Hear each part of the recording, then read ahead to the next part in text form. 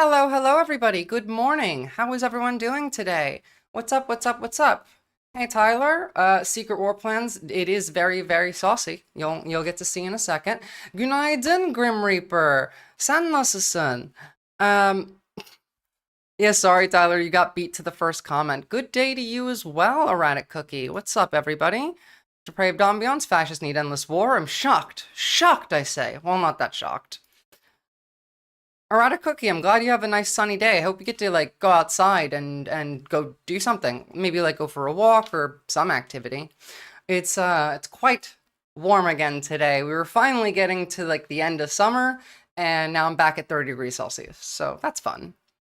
But Grim Reaper, oh my god, those Turkish fruit sodas, the Uludağ or the Çamlıca, 10 out of 10. I always like the clear one more than I like the orange one, but I will say that I will drink an orange Uludağ over a Fanta any day of the week. Good evening to you as well, Simply Steve, and it's also a good fuck Donald Trump to you as well. And hello, Lanky Sapien. Jump scare? Yeah, sorry, I like to start early. I can't help myself. Sometimes I just sit here and I'm gonna get ready to do a segment or I'm getting stuff ready for stream and then I see you guys and I'm like, God, I'm ready enough. I could just jump in any day. Exactly, Grim Reaper. Any singular day. Someone brought this up yesterday and then I saw this post. So I want to talk about this in that within the left, there is a lot of infighting. And why do we fight each other on the left? Because like we as a community here tend to like, at least I tend to try and advocate for communication. Hey, let's like all try and talk to each other like human beings.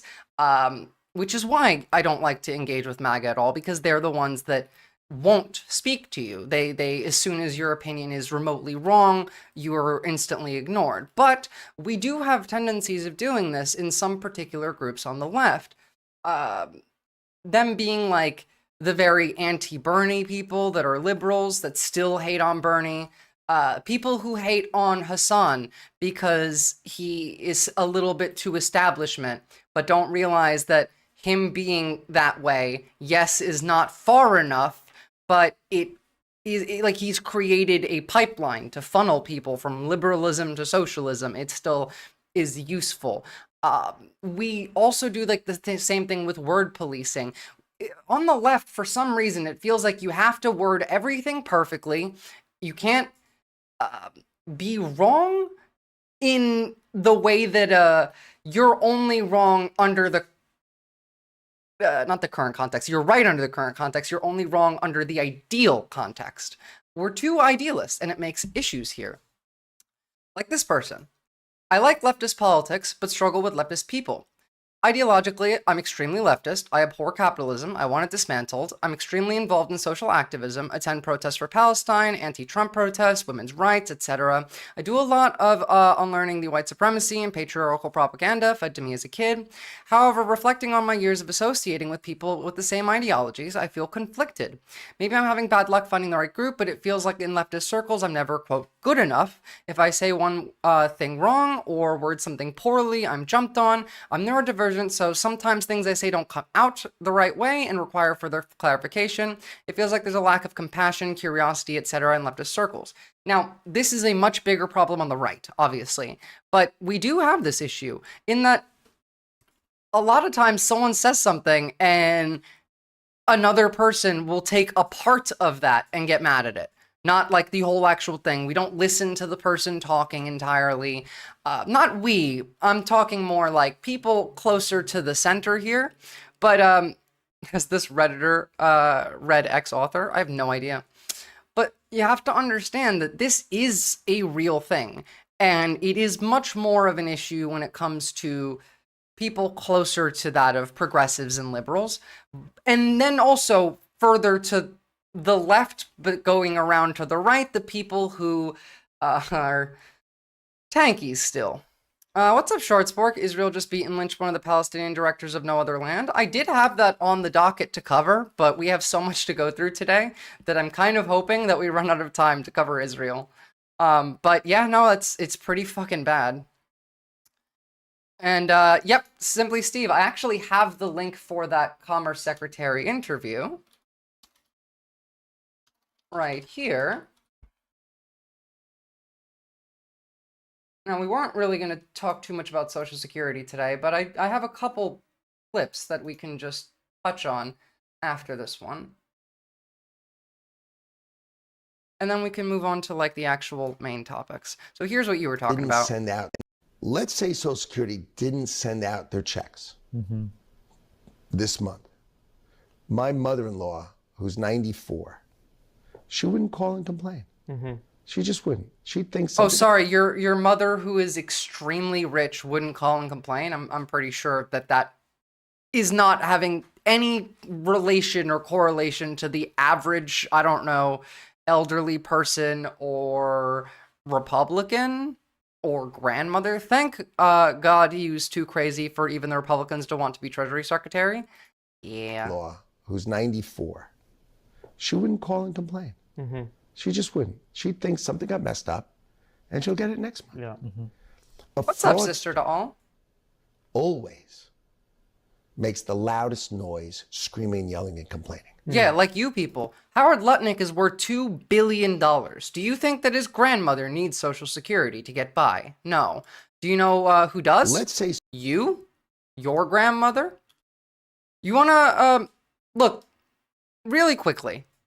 You want to understand what the rich are living like? You want to see what's happening inside of Mar-a-Lago? You want to be really fucking mad for a second? Because this is what the king, the lords, and the ladies are getting up to in the king's castle while you can't afford food, medicine, or shelter.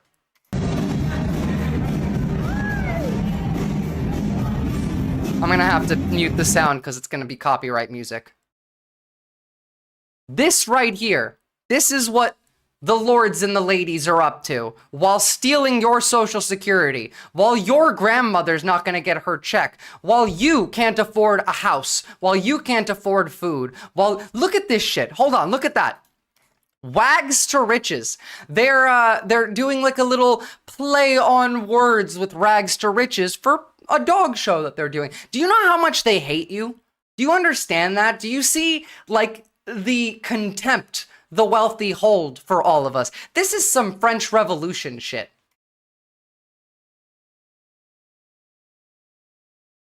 You can't afford food. Literal Hunger Games shit. Genuinely. It's the capital. Here's, this is Mar-a-Lago. This is what they want to do while you all die. They do. They want you dead. Social Security is to stop poverty of elderly people, retired people, and the disabled. The Republicans are pro-poverty. They are pro-poverty. Because while you are suffering through poverty, they get to do this. This goes beyond like Gatsby parties. This is literally the capital in the Hunger Games. Thank you for bringing that up, Depraved Ambiance. It never even clicked for me. I'm going to keep this open because I feel like I'm going to have to show this one a couple times on stream. You want to know what the best strategy that Democrats should be using? Which seems like AOC might have picked up on. The Kendrick Lamar method. Hate authentically and unapologetically. Express that hate openly and proudly. Seek to destroy any and every opportunity possible for them. And find joy and comfort in annihilating your enemies. Tim is right. Use the Kendrick Lamar method. They are not like us. Hell, bring in Macklemore. They got us fucked up. They do. They got us fucked up. This got me fucked up right here. And just so you understand, AOC is doing this. She's so much better at being an online troll than Elon is. The Dems around are just moving the same group of protesters around is what they're claiming. This is fake, by the way. But someone's butt hurt, yawning face. At the very least, you can find a new, more interesting conspiracy theory to peddle. That shit is like infinitely better than anything that Elon has tweeted at anybody. Speaking of Kendrick, Kamala had the perfect chance to come out to not like us during the campaign to call Trump a pedo. She did. But again, Kamala Harris doesn't care about you. Neither did Joe Biden. They fucking hate you. Grim Reaper, yeah, eat the rich. My mom and sister both living on PIP, disability pay, live in council housing, like Section 8 housing. I'm struggling to pay rent because I couldn't get a council house. I'm always angry with the rich. This is in the UK or the US. I feel extra angry for you guys over here in the US. I understand. Like, it doesn't matter where the fuck you are in the world. You think that in the UK they're not also doing this? The UK actually has like an official king. Oh, we have a king in reality, but not on paper. Y'all have an actual king holding parties like this while y'all can't afford food or housing. Just wait until they take away your NHS as well. But this shit hits. Someone's butthurt is a good way to talk to Elon Musk. Also, yeah, fuck the monarchy. And here on the other end is our two leaders of the Democratic Party. Two leaders of the Democratic Party. AOC's out there with Bernie, attracting thousands, tens of thousands in crowds, talking about how Elon is butthurt and peddling conspiracy theories. Here's our two fucking leaders, Hakeem Jeffries and Chuck Schumer. 6% and 2% as to who best reflects the core values of the Democratic Party. You want to know how much Joe Biden and Kamala Harris don't give a shit about you? Do you really? Do you really? Because I'll show you. Because it's... This pissed me off. I really didn't want to go too much into this one today. But I can't help it, alright? Biden is aging fucking backwards. The man who just, like, dipped after the election, you know, said, oh yeah, they're forming an oligarchy, called this, you know, the entire administration fascist. This is what Joe Biden's doing now.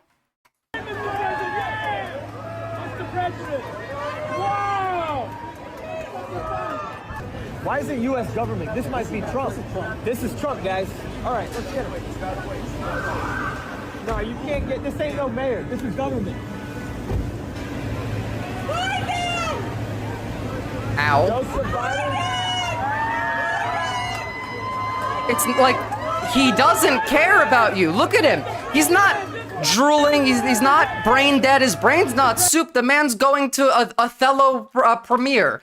He got signed with a talent agency. The man's gonna make a movie.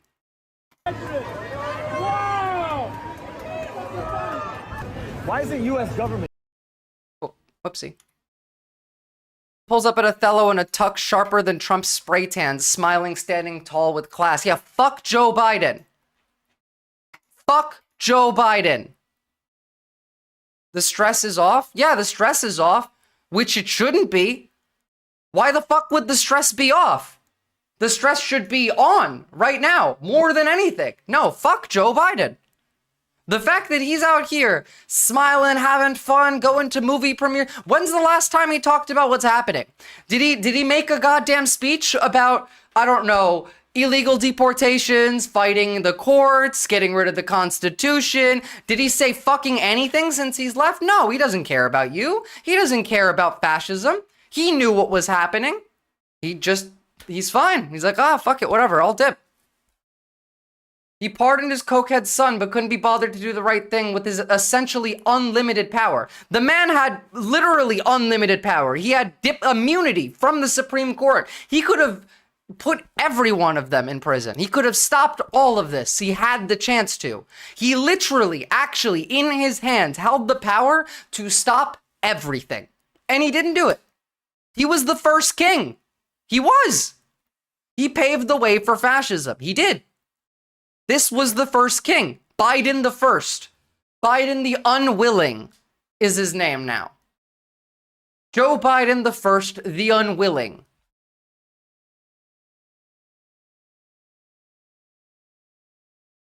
Biden the coward. Yeah. And simply, Steve, another reason I'll never trust a human being again, please don't do that. Don't put this on humanity. All right?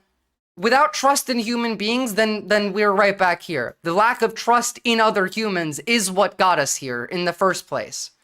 The fact that we can't trust each other is what got us here. People are smiling around these times, like, these are sus as fuck. Like, Lanky Sapien, the people that are smiling are walking around like, oh, look, it's Joe Biden, we're at an Othello premiere. They have no idea what's happening. Those are the people who are not politically engaged. fuck that shit. Someone's rotten fruit. I gotta say, like, this shit is crazy. I don't think he should be out there messaging it'll be lame and limp. No, I mean, like, he doesn't need to. He was the king. Biden the coward could have fixed all of this. He could have prevented it. He really is the Chamberlain of America. Him screwing all of you to protect his personal moral system undoes any good that he could have ever achieved in his term. To be fair, I feel like the genocide did that to begin with, but, you know, the fact that we are human is what got us here. The fact that we're too individualist and we won't trust each other, we won't work with each other, that's what got us here. It's the hyper-individualism, which is combined with a lack of trust in other people and society as a whole. You know what I mean? Like, you need that trust in people so that society as a whole can't be divided down the middle and conquered like this. Trust people whose actions say it all. Exactly. Don't trust people's words. Trust their actions. I'm not saying I won't work with our people to fight this, but trust other people. That's a big old no. Simply Steve, can you at least work towards, you know, trust people's actions, not their words? Hyper-individualism isn't an alien scheme. It didn't come from outside humanity. Well, obviously, but it's a capitalist scheme. The hyper-individualism is what is killing humanity. Just because it came from humanity doesn't make it okay. It's not just humanity. It's not human nature where the world is bad. Individualism is not human nature. Greed is not human nature. The only human nature is just socializing. That's it. That's the only inherent trait that we have. Everything else is built on nurture. Now, really quickly, as we've seen a lot of people are protesting, April 5th, we are supposedly going to have our biggest protests on April 5th. So pay attention and show up. 1 million people are going to march in the United States on April 5th. 1 million people. We actually might have more than 1 million people now. From the looks of things, we might hit 2 million people protesting on the 5th. We have expanded some of the locations. Just to be clear, we are still looking for protests in North Dakota, Oklahoma, Arkansas, Mississippi, and Delaware. We have protests in Hawaii. Yeah, I don't know why this video is just quiet. I can't really, let me see if I can put this up and it'll fix it. A protest in Alaska. Is this better? 1 million people are going to march in the United States on April 5th. 1 million people. We actually might have more than 1 million people now. From the looks of things, we might hit 2 million people protesting on the 5th. We have expanded some of the locations. Just to be clear, we are still looking for protests in North Dakota, Oklahoma, Arkansas, Mississippi, and Delaware. Guys, show up. We have protests in Hawaii. This is your and day. A protest and then don't in go Alaska home. So far. April 5th is going to be the big one. You know how you've been seeing millions of people protesting in Europe and other places? We are going to have millions of people protesting here in the United States. I need you to know that just showing up to this is not enough. You got to stay there. Don't go home. Remember yesterday when we were looking at Turkey, how they were there for 8 hours? You want to know something? They're still there. They haven't left. States on April 5th. Day 6. It's not just 1 million anymore. So if you would like to get further involved, make sure you go to handsoff2025.com. Make sure you find the protest location closest to you and make sure you RSVP because we need you here with us. Show up, guys. The world is bad. No, that's not what that means. So, depraved ambiance, you're right. It's still imprudent, though, because it doesn't accord to reality, but I understand that thought process. Simply, Steve, like, treat people like they're going to stab me in the back. You have to, like, you have been harmed to the point where your trust in society has been lost. This has happened to a lot of people, and that's fine. Like, it's not on you. It's on society to prove to you that you can trust people again. Now, the world is bad. You realize this counter-argument isn't a counter-argument. It's just additional facts about humans. Everything that human beings do is human nature, both the good and the bad. That is not true. There is nothing that is human nature other than socializing. Everything else is human behavior built on social constructs, built on context, built on reacting to our surroundings, built on engaging with other people. Now, you have to understand that, like, Yes, people will engage in various different ways, but there are systems in place that incentivize certain kinds of engagement over other kinds of engagement. Right now, the current system incentivizes negative engagement. It incentivizes a lack of positive, a lack of cooperation, communication. It incentivizes paranoia. It incentivizes anger, disgust, rage, we need to fix that system to earn back the trust of those who can no longer trust in anybody around them. But to do that, you guys need to go outside, knock on some doors. Again, it's the same thing every time. Build community, talk to your neighbors. That's how you gain trust back. Supposed to be protests around the world at American embassies, but I haven't heard anything for here yet. It would also have been my mom's birthday, so I'll be channeling her fiber and spirit. Base cave dweller. I wish I could go, but I don't live in the States, but I hope you all go to the protests, and I hope you all, like, record. And again, remember, don't bring any weapons. Your job is not to fight the cops there. It's to get the shit beat out of you. Not laws. I love people, too. T-minus 2011, it is paranoia, to an extent, but the paranoia of I can't trust anybody is very common, and it's not... It's built on the effects of what's being done. It's the consequence of the actions of the state. That's funny, but I think the difference is Turkey is a genuine protest. The whole crowd for Bernie tour has been astroturf. So first of all, there is literally zero evidence of astroturfing. That's Elon's propaganda. But Turkey is a genuine protest, and Americans don't have the sauce to stand out on the streets for 6 days with 1 million people. So there I do agree with you. I would like y'all to prove me wrong. If you have the sauce to stay out 1 million strong for 6 days, I'll be impressed. There is no astroturfing, though. That's just them mad because everybody hates them. All right? It's natural to see, in the same way that iPhones are natural. Humans made iPhones out of material nature. However, human nature isn't to be hyper-individualistic. So why do you think that everyone, including MAGA freaks, wants to be accepted? Literally, exactly. 100%. Schwarzberg, I know you don't like him. We're gonna be a bit harsh today with trolls because I got Russia to talk about, and whenever I talk about Russia, the trolls just come in. Astroturfing is like paying fake people to show up at a protest. It's what Elon does. It's what he did with his $1 million, like, hey, vote for Trump. It's what he's doing in Wisconsin right now, begging people for votes. It's every accusation is a confession. Again, here.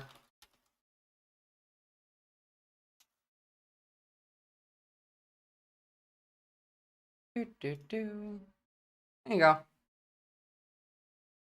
Musk PAC offers $100 to Wisconsin voters to pitch in against activist judges. Axios. This is astroturfing. This is exactly what they're accusing the crowd for, you know, AOC and Bernie for. That we're paying people to show up. Motherfucker, you don't need to pay people to show up when they're mad. Jackie Fresco had a lecture where he made a similar point to this. Take a black kid from America, raise him in England, he'll speak like an English person. Exactly. Every accusation. You're right, Lanky Sapien. People are products of their environment, not inherently some way or another. In a vacuum, like, people are not anything. In a vacuum, people are sad because there's no one around them and they're bored, all right? Now, before we get to some of the main story of the day, the leaked documents, you want to see what your taxes are going to look like now? Here's the new taxes under this administration. Let me hide chat really quickly so you can see it. So if you make anything under $360,000 a year, your taxes just went up. Enjoy. How you feeling about that, guys? How you feeling, people who make between $0 and $28,000 making, having to pay another $790 in their taxes? Is that, nice? Yeah? How about, I don't know, $28,000 to $55,000? The average, the median American, in fact, actually. $1,400 increase in your taxes. Do you guys remember the fact that, maybe might have slipped past you during the election, but Kamala Harris would have reduced the average taxes between, like, average all of these together by $6,000 a year. So, like, likely, if you're all the way down here, your taxes would have gone down by, like, 2,000s. I'm gonna fucking scream? Yeah. The top 1% gets $36,000 off their taxes. Not that they even fucking pay taxes. They get $4 trillion in tax returns. You pay more. Always you pay more. That's the only thing they care about, is how much they can steal from you. How many of you in this chat? One's in the chat if your taxes just went down. I'm feeling too much neck pain for to feel feelings. Same, Oxpecker, same. I know the feeling. My neck is fucking killing me right now. USA is a white hetero male. The internet tells me I'm the most persecuted person on the entire planet. Luckily, I'm one of those guys who can leave the house and interpret reality beyond narratives, based, not laws. Damn, your taxes went down, Tyler? Good for you. I don't know what the fuck you do for work, but goddamn. My taxes have gone up every goddamn year since I've been alive. Yeah. I'm gonna make you Americans a little jealous for a second, but in Australia, wages have gone up every year since Labor's last election win. Every year, wages here have gone up from the bottom level up. And again, just to really nail this in, your taxes go up, and this is what they're doing at the King's Castle. The lords and the ladies, in their little fucking Hunger Games party, the wags to riches, with their goddamn dog costume contest or whatever. This is what they're doing. This is what the wealthy get to enjoy while you can't afford food, housing, medicine, while they increase your taxes, while they steal more money from you. I wonder if they had a McDonald's buffet? Probably. It does look low-key kind of lit, doesn't it? Yeah. Because it's a fucking billionaire party at Mar-a-Lago. That's what happens in the King's Castle. This is some French Revolution shit, man. They are stealing more of your money. They taken away your health care. Grandma doesn't get Social Security, but they get to have nice big parties like this while we starve to death, while we're dying of measles, while our houses are being burned to the ground, while hurricanes come in and just knock everything to the ground, flood everything, while tornadoes are ripping houses apart, throwing cars miles away. Americans are dying. There is no FEMA. The news won't report on it.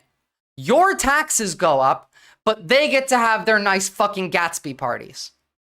I thought at the very least, fine, my taxes won't change, but no, yeah, Junk Sate, no, sorry, they're stealing from you enough to pay the tax cuts for the billionaires, or now trillionaires rather soon, but they still want to take more money from you. Let them eat cake, guillotine anyone? First of all, no, that's a Fed post, but let them eat cake was actually never said by Marie Antoinette. That is falsely attributed to her. Marie Antoinette actually was based, for some reason, which is misogyny. Throughout history, we've put it all on her. But no, she was very much in favor of giving back to the crowd, to the people. She wasn't the one that's like, fuck the poor people, let them eat cake. No. Now, somebody, and by somebody I mean journalist Jim Stewartson, asked Grok, X is a psyop. You are a part of it. I want to know what Grok's answer was. Taxing people on 55 to 157K per year isn't the worst thing, but any tax raise for the poorest is rough. Anything from like, yeah, here under should go down, and here up should go up, Tyler. 80 to 95%, 95 to 99, top 1%. All three of these, this should be about 84% tax rate. This should be 93. This should be 97% taxed. You're calling X a psyop, a psychological operation to manipulate minds, and me, actually, as Grok, a cog in it. Fair enough question. I'm built on XAI, tied to Musk's orbit, so skepticism is warranted. Let's unpack that. X is a psyop. It's got the ingredients. Musk took it over in 2022, slashed moderation, staff dropped from thousands to hundreds per Reuters, and pushed free speech in quotes, hard. Results, extremist content spiked. Studies, the Institute of Strategic Dialogue in 2023 showed hate post, Nazi conspiracists, you name it, jumped post-takeover. His own words, like boosting AFD or great replacement, steer discourse rightward. With 600 plus million users and billions of impressions, X as a megaphone can shape what people think. Is this intentional? Well, he's bragged about X he's bragged on X rather about widening the Overton window, shifting what's normal to say. If a psyop's a psyop, this kind of is a deliberate psyop. I don't know. It kind of is. Even Grok is like, just a little bit sus over here. By the way, the Overton window comment is this one. That fresh breeze you feel is the wide open Overton window. The Overton window, explained by Grok, is a concept in political science that describes the range of ideas and policies that are considered acceptable or mainstream within a society at a given time. As in, they're making fascism normal. They're making Nazis normal. They're making empathy not normal. Captain Buggy, everyone making less than $100,000 should not pay an income tax. That's enough. There's enough wealth in the rich that we could abolish sales tax and actually reduce income tax for working people. Well, Mississippi, I think, just got rid of income tax.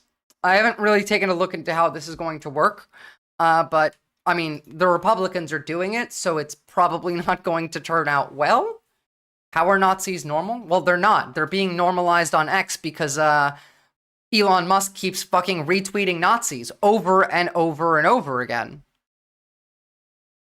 So he's normalizing it. The man did Sieg Heil twice during the literal fucking inauguration, which then resulted in Steve Bannon following with his Sieg Heil, which then resulted in a Mexican actor then also following with a Sieg Heil. This is the normalization of Nazism being done by Elon Musk.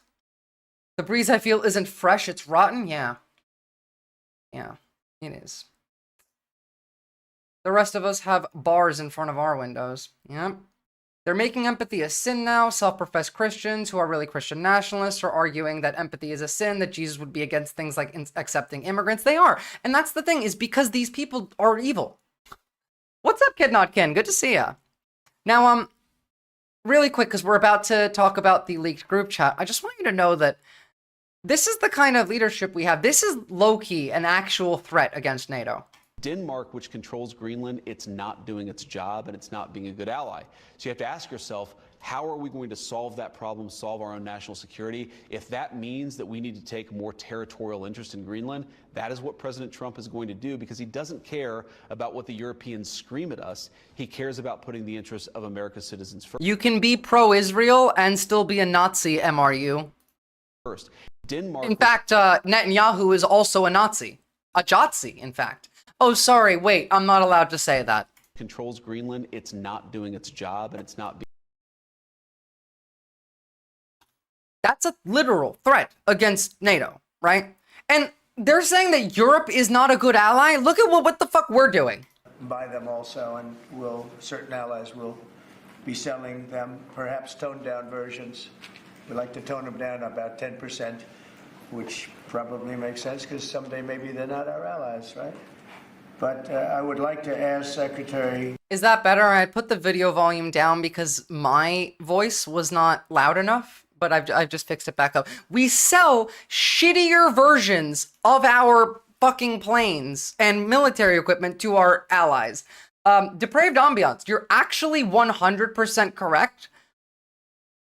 And that's a Fed post for some fucking reason. I don't want you to remove that one. Keep that one there. I don't care anymore. Fuck them. Fuck the Fed post. Fuck the Feds. Fuck the government. Fuck the king.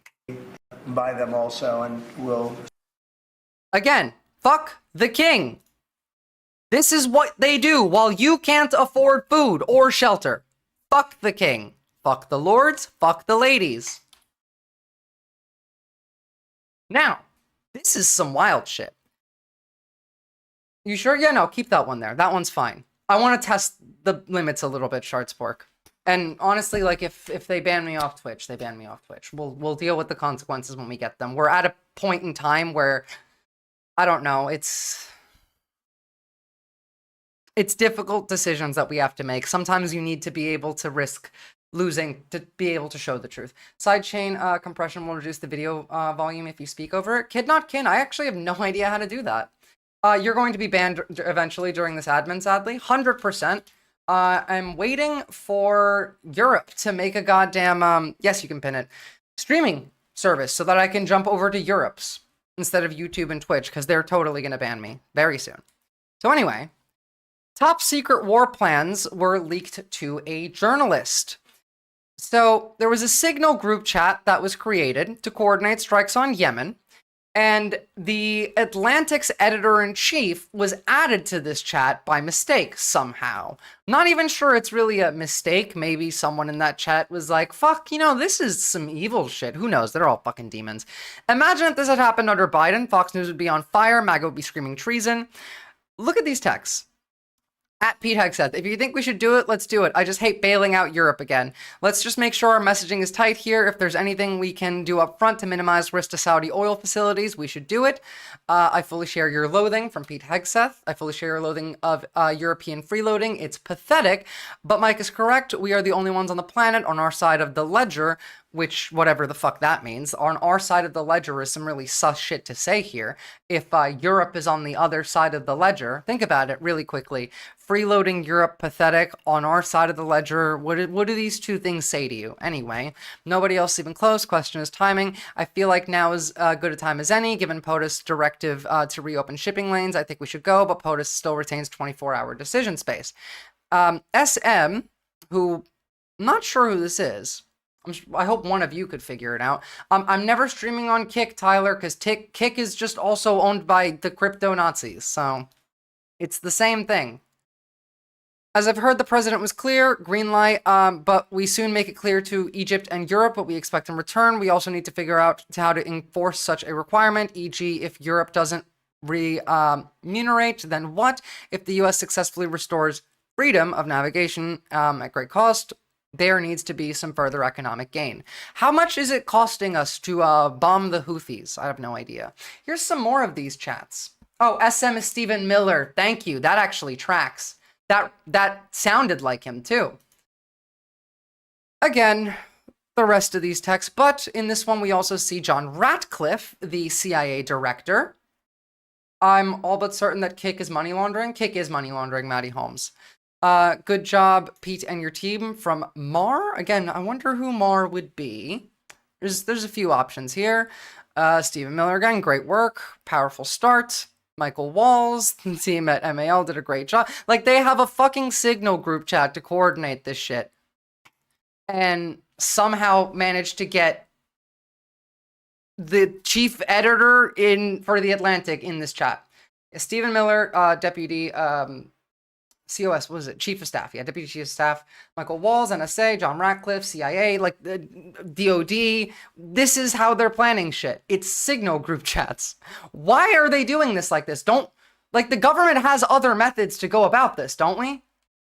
They're more obsessed with profit than catering to the right. The serfs is getting good engagement over here, but I get it. The thing is, like, it's both. And then remember, right? If the Clinton emails keeps coming up, because if something like this had happened under, I don't know, the Biden administration, these people would be fucking furious.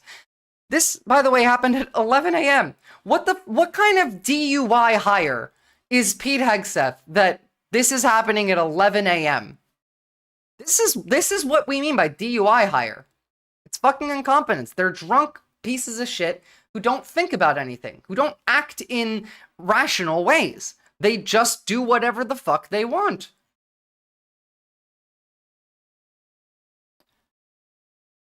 I can't open The Atlantic and read the document to you because I don't have a subscription to them. I wish I did, but like, I'm not paying for each and every one of these sources to get a subscription. But they won't even directly talk about what was said because it's a national security risk. I'm sorry, but if you're posting it on Signal, then fucking, I think it's fine.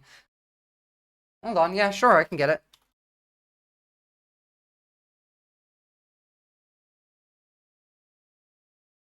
Where is it? I thought I had actually put the full docs link in here. The Atlantic leaked signal chat. Ah, thank you. Someone beat me to it. And by someone, I mean Zome, the person who would always beat me to it.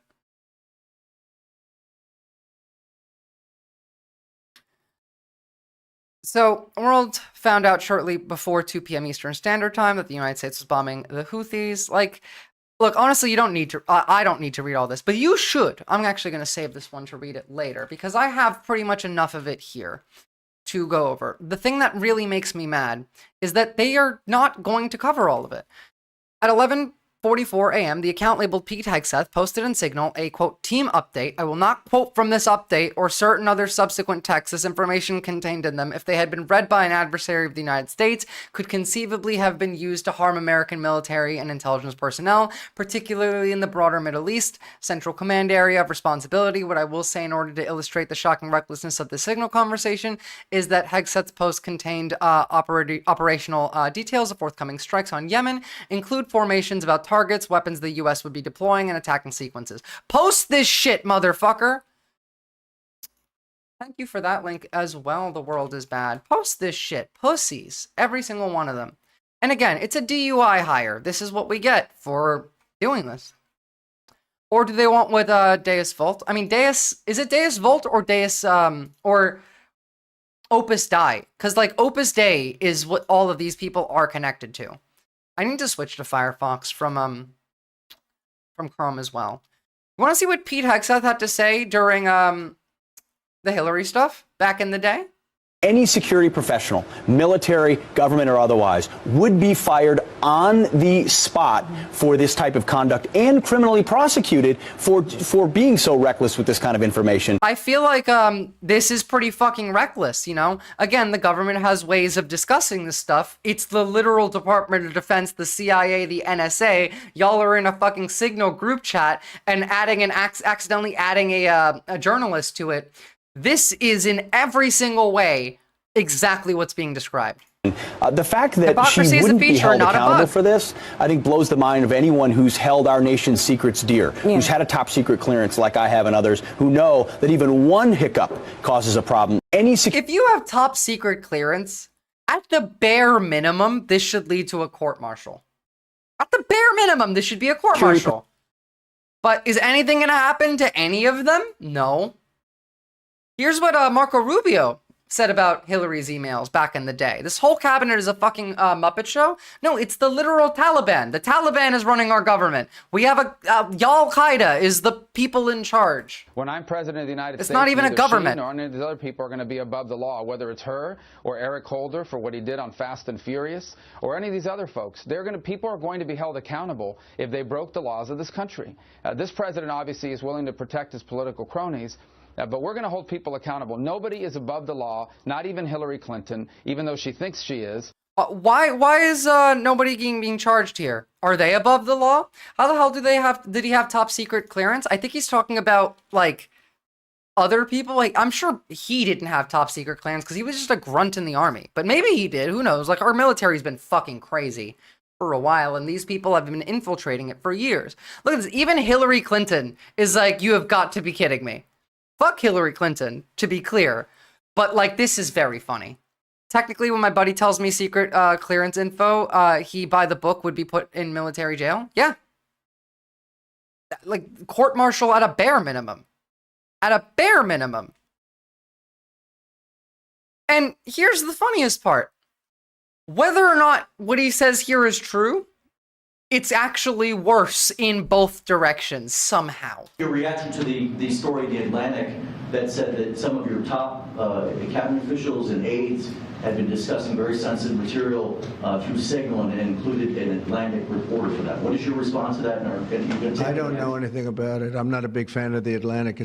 To me, it's a magazine that's going out of business. I think it's not much of a magazine, but I know nothing about it. You're saying that they had what? You're telling me that the vice president, the director of defense, the NSA chief, the CIA chief, are in a group chat discussing military action and how they're going to go about it, including direct like troop formations, locations, what weapons are going to be used, and the president has no information about this at all? At all? Like, none. The president doesn't know about the people that are in his cabinet, like the highest up people in the government before him, technically, on paper, are planning military action, and you have no idea as the president? Now, if that's true, it's embarrassing and shows that he's not the president. If it's not true, and he's lying, it shows just how embarrassing this leak was. This is, this level of leak is historic. Not that it matters anyway, but yeah, everyone in that group chat just committed multiple felonies. Like, multiple felonies.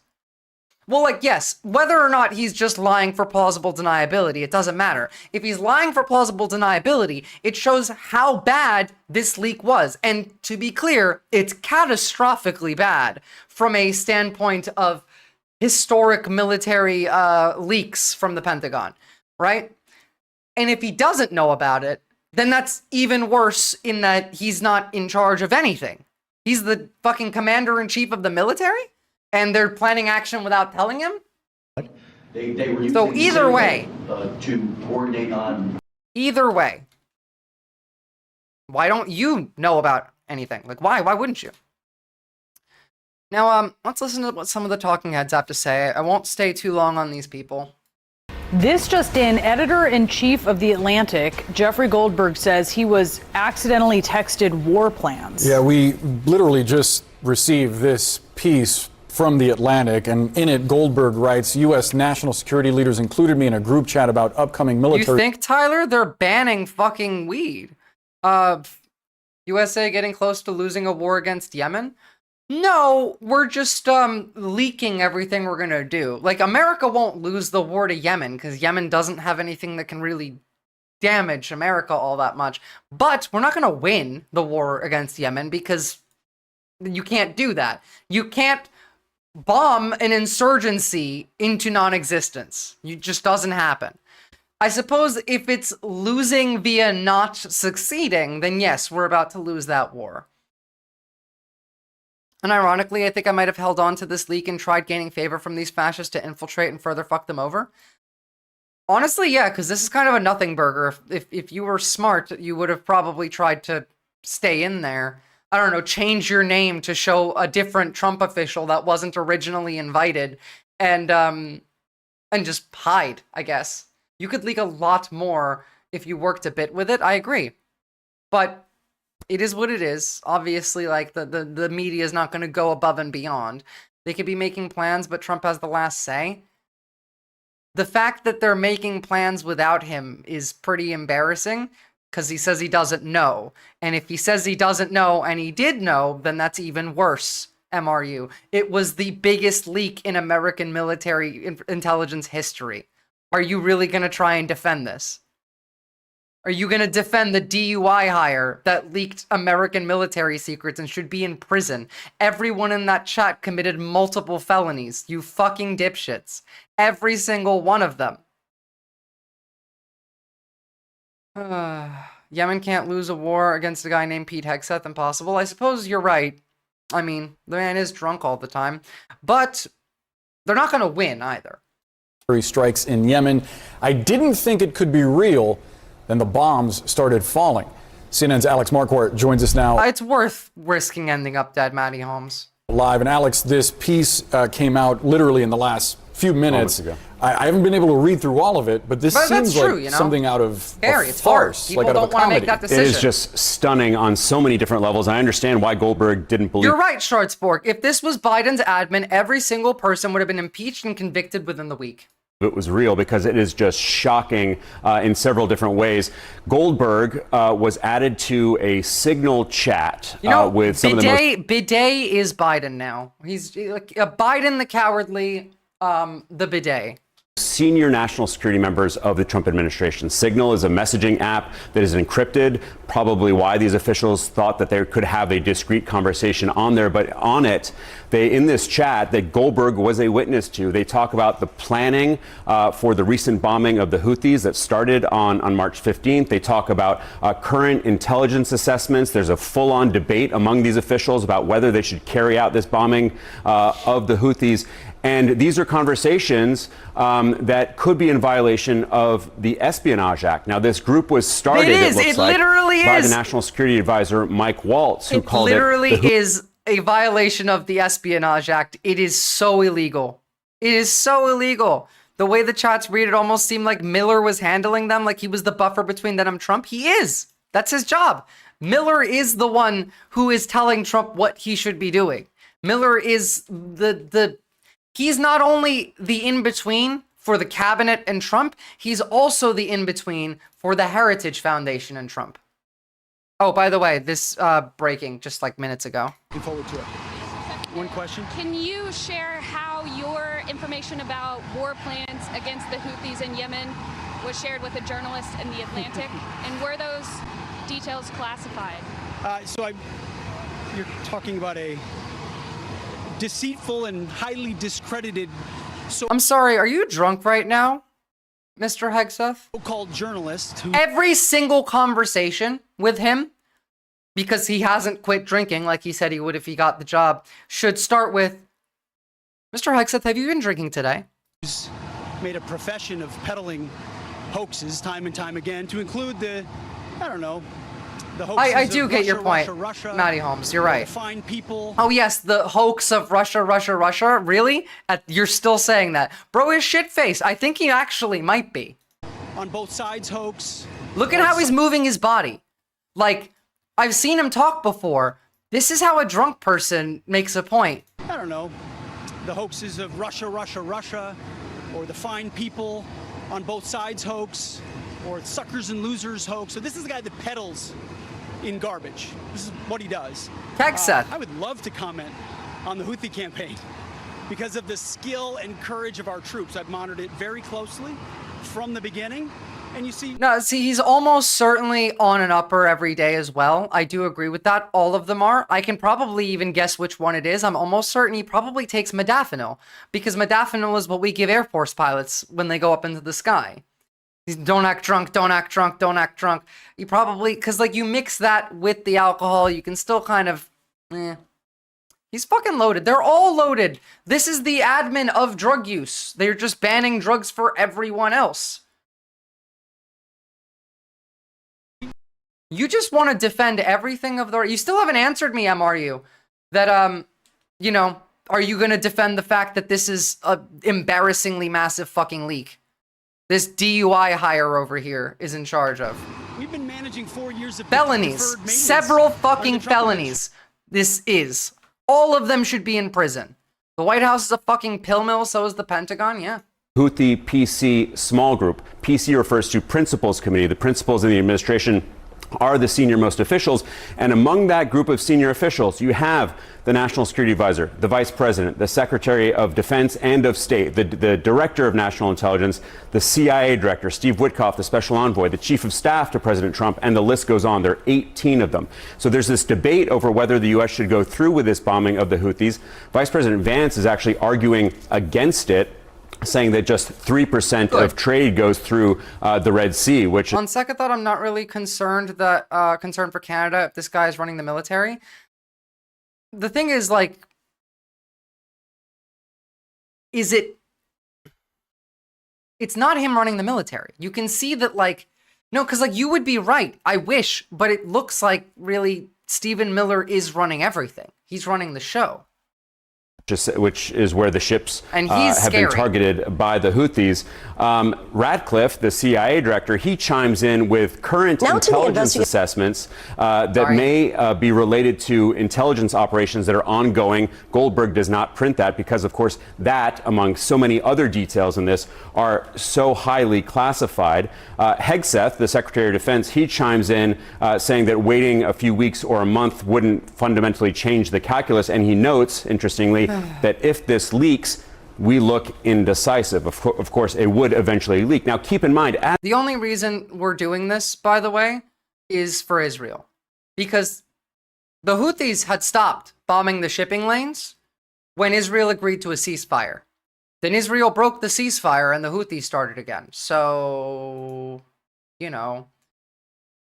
Yeah, look, sorry, too fast for you to see. What you said is correct, but Twitch will get mad at me and ban my account if we let that, like, on the screen. Thank you for catching that, Shardspork. Yeah, but you are correct. Like, definitely. I'm seeing some shit that's kind of concerning, by the way. Now, like, this, we've covered this, right? This is stupid, this is embarrassing, fuck these people. They're inept and incompetent. So, Trump just revoked Secret Service protection for DHS Sec Alejandro Mayorkas. This is like the 5th or 6th person whose security was revoked. And this happened just the other day.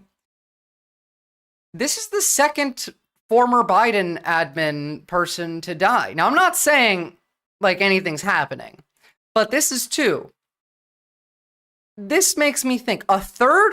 Now we get sus. So into the death don't be sussed yet, but if a 3rd former Biden admin gets, you know, found dead somewhere, then we should actually be sussed out. A former federal prosecutor in investigating Virginia Russia shit responded too. to reports of an unresponsive woman and found 43-year-old Jessica Aber at a home in Alexandria, Virginia. This is literally some Putin shit then. Served as U.S. attorney for most of the Biden administration and then resigned the day President Trump took office.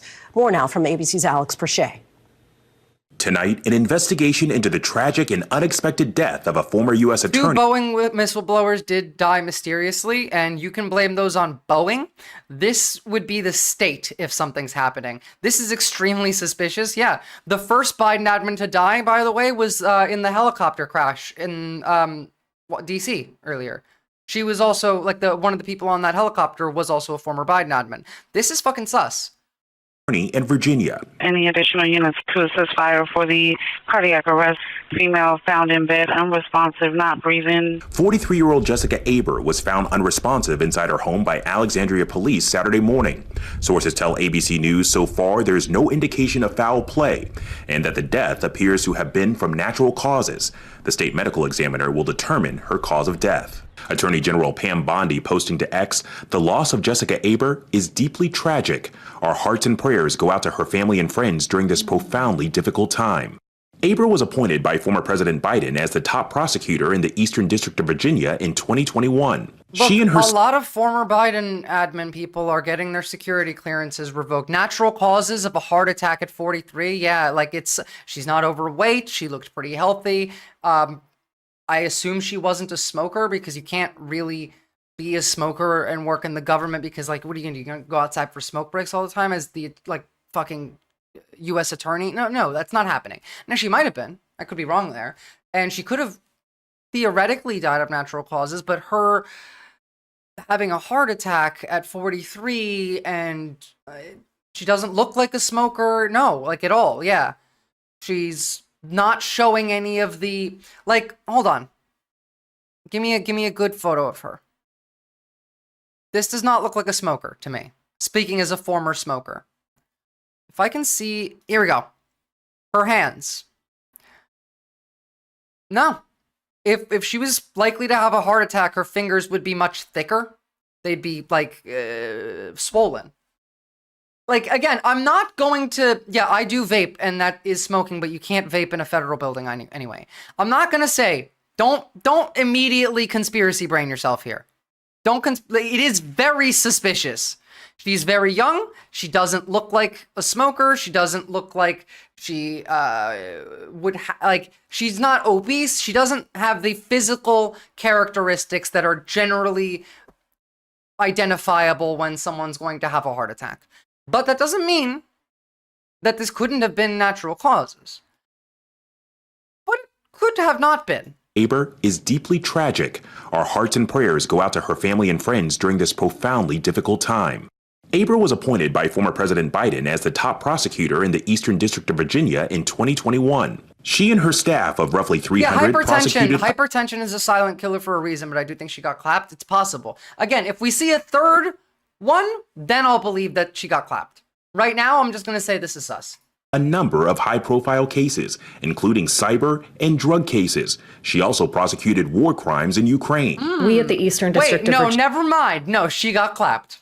Virginia are proud to stand with the Criminal Division Are you kidding as part me? of the Department of Justice's efforts to hold perpetrators of war crimes violations accountable. Aber resigned. How many times did Putin, like, I don't know, poison a journalist or a political rival, even overseas? No, at that point, yeah, it went to never mind real fucking fast. How many times has Putin killed people exactly like her overseas that were Russian? This could just be the exact same thing.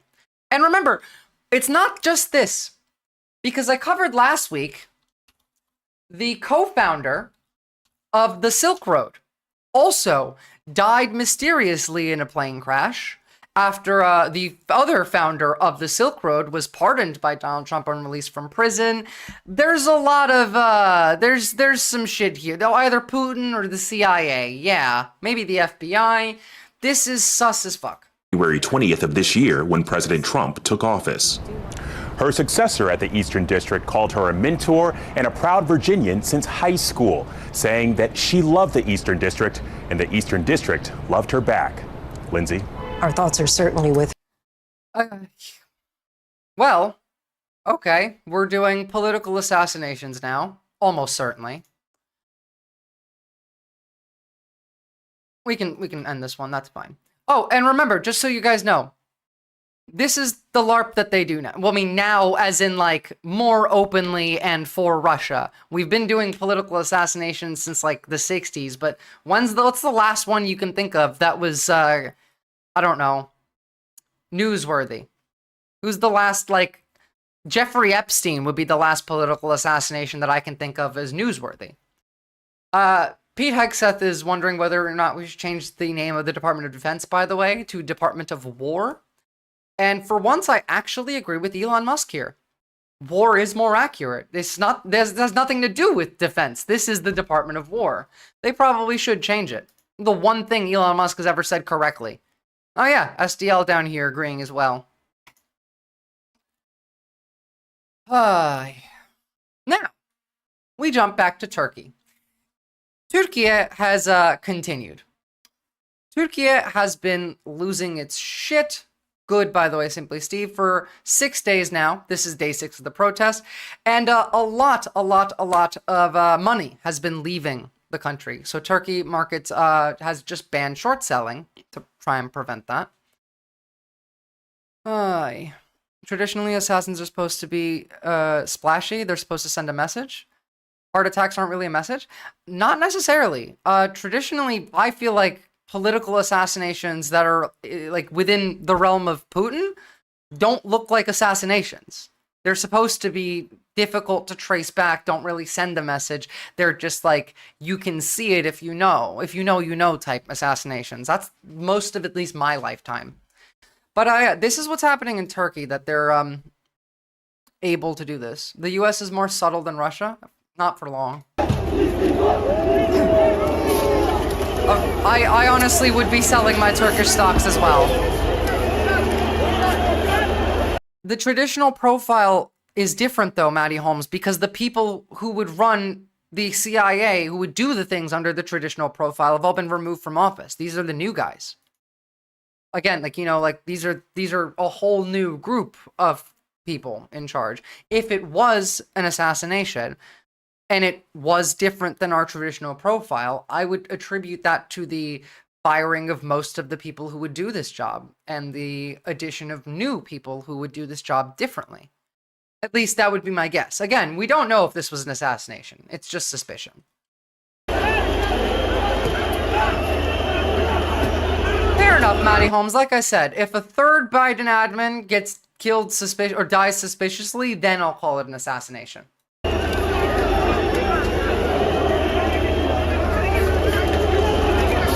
Stephen Miller does subtle. Stephen Miller definitely does subtle. At least in the background. When he's talking, he doesn't, but when he's in the background, he's subtle. this job being assassinations? Are we saying there are now assassins out there looking for work? Well, like, I'm sure there are assassins looking for work. You got to support the unemployed. They want to show brute force and the power of brute force. They do, but they have the understanding that there's times to do so and times not. And by they, I mean people like Stephen Miller. Again, it's like right now, I do not have an opinion on whether it's an assassination or not. It could be, it could not be. I want a third one. Well, I actually don't want a third one, but I mean, I need a third one to be able to say my opinion on the subject. So again, back to Turkey now. 5 days people have been out on the streets fighting. More than 1 million people in Istanbul alone. How to employ the unemployed, true. This has been bad enough that now Brussels has made a comment on it. As I said many times before, Europe's defense from Russia is going to require Turkey. And this happening in Turkey has essentially killed any chance of Turkish accession to the EU. You gotta quit vaping, Visora. I don't want to read about you having a heart attack. Greg, I know, and I'm trying so hard, man. Like, this one's almost dead. And after this one dies, I'm planning to not get another one. I have some patches. But shit, like, you understand how difficult it is to quit nicotine in general. Now imagine that with like a massive amount of anger constantly at the news. Gotta get some nicotine isolate. I have gum, I have patches. I am prepared to try and quit again. It's just a matter of not going outside and not buying one. I gotta quit them. They're bad for you. They're expensive as fuck too. Like, I can't afford to keep vaping. So we're gonna do it. We're gonna do it. I'll tell you guys when I officially start to keep myself in some kind of what's the fucking word I'm looking for? Accountability. Smoke weed? Cody Culp, I would. I was prescribed it. It helped my pain, but I can't drive when I smoke weed here, and it makes me lazy. It makes me less able to do this. And like, what? I can't smoke and do the news at the same time. I could, if I smoked before stream, I couldn't do stream. I don't like tobacco, Captain Buggy. I don't either, but I smoked cigarettes for 11 years, and it was so much easier to quit cigarettes than it is quitting vaping. I got 11 days with this last time, so I'm just going to try again. The arrest of Ekrem İmamoğlu, the mayor of Istanbul, and the I was talking about how Europe needs Turkey, and Turkey won't be able to come to Europe if İmamoğlu's not released from prison, if Erdogan does not fall from power. And Erdogan might fall from power, though he also might not. It depends on how these protests continue to go. There's now a boycott. We're going to watch a bit more of this, but 6 days now, and they still haven't left. My friend rolled me a tobacco joint that I thought was weed, made me puke, never smoked tobacco again. It's pretty gross when you first taste it. Like, I started smoking when I was 11 because I stole cigarettes from my dad because I was not happy with what was happening in like my life or like social life or something.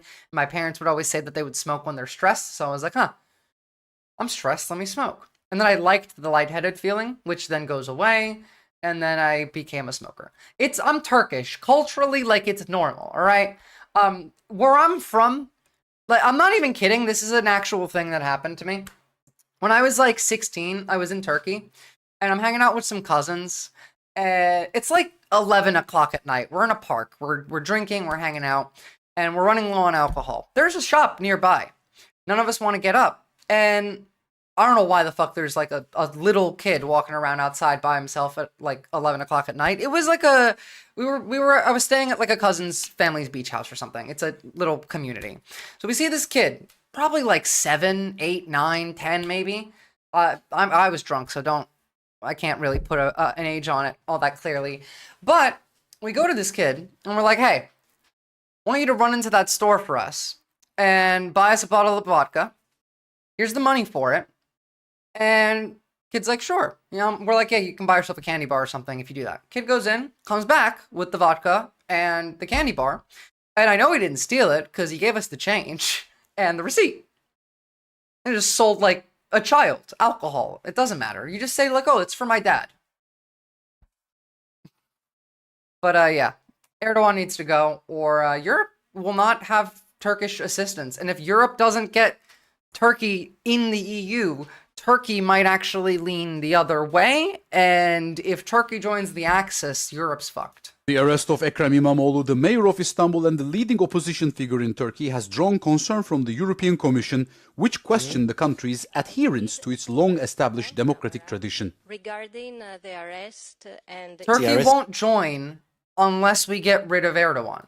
And again, Erdogan's been in power for 20 years, more than 1 million people out there for 6 days now. Of the mayor Imamoglu and the protesters give rise to the questions regarding Turkey's adherence to its long-established democratic I have hope, tradition. Manny. I have hope. As a Council of Europe member and an EU candidate, Turkey must uphold democratic values. These rights, the rights of elected officials, as well as the right of peaceful demonstrations, need to be fully respected. Yep. While calling on Turkey to uphold democratic values, Brussels' reaction stopped short of explicit condemnation. Because they need to keep Turkey at least somewhat on their side. All right. Yeah, I thought Turkey was a bird studio laugh track, and this is why we changed it to Turkey. Has been arrested on charges of corruption, but he was also charged with aiding terrorism and other offenses. None of which he has did. Categorically. And again, he had his university degree revoked, meaning he can't be mayor of Istanbul anymore or run for president, while Recep Tayyip Erdogan also doesn't have a real university degree. Denied all allegations, noting that up to this point, the accusations are almost exclusively based on testimony from anonymous witnesses and lack concrete evidence. Could you imagine? His removal. Could you imagine Biden imprisoning? I mean, not like let's go back from Trump. Let's go back in era. Let's think about. Could you imagine Obama arresting one of the more like loud and disrespectful Republicans who was a likely candidate, like Mitt Romney, who was actually not disrespectful? They'll change all of that. Imagine Obama arrested Mitt Romney and all of the context, the justification for it was anonymous sources. How are you pronouncing Turkey? Türkiye? Türkiye. Türkiye. From office has sparked mass protests across Turkey, the largest in over a decade, highlighting this is widespread bigger public than discontent. Gezi at this point. There were also other international reactions, with the Council of Europe I'm going to show you condemning the guys arrest what and demanding Gezi Park looked like. This was the last big one. His immediate release. French and German officials also voiced concerns, describing the move as a setback for democracy and urging Turkey to ensure fair legal proceedings. This development underscores growing tensions between Turkey and its Western partners over democratic norms.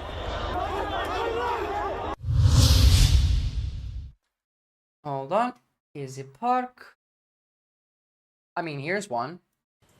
In 2013, Turkey was rocked by the so-called Gezi Park protests. Well, this week, 6 years on, the trials of 16 people accused of organising and financing the protests resume. Euronews spoke to Ayes Bugara, whose husband, Osman... Never mind. Fuck you. Go. Okay. Yeah. Go. Coming. Go. Yep, go. Why are you pinching? Vice. I forgot Vice existed back in the day. Alright, this one was a bit loud. Let's jump around.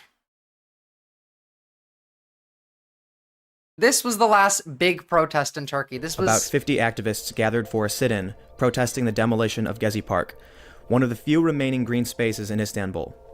Turkish police raided the park, brutally attacking peaceful demonstrators, ultimately sparking an uprising leading to over 600,000 people across Turkey to protest. This is bigger. The sit-in at Gezi Park became the catalyst for a much larger anti-government protest. It is no longer simply about the park. Following this, there was a military coup a couple years, actually a year later in 2014, I believe. It might have been 2016. Someone might correct me on that. But then tens of thousands of people were arrested by the state. I mean, like professors, school teachers, doctors, therapists, everybody. Send us footage, and we took it and put it on the channel to make it more watchable for the viewer. This is what are changing the world. So you've got many cameras, right? Now, around 60 this or was so a big journalists have deal been jailed back in the day. simply for doing their jobs. The number has gone down. Our military won't rise the fuck up. Our military is on the side of the fascists. They're all the same people. Our military is not going to rise up. Turkey's military is different because they just like they have coup addictions.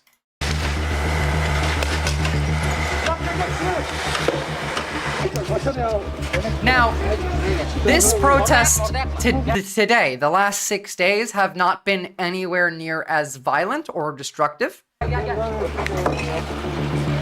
which is good.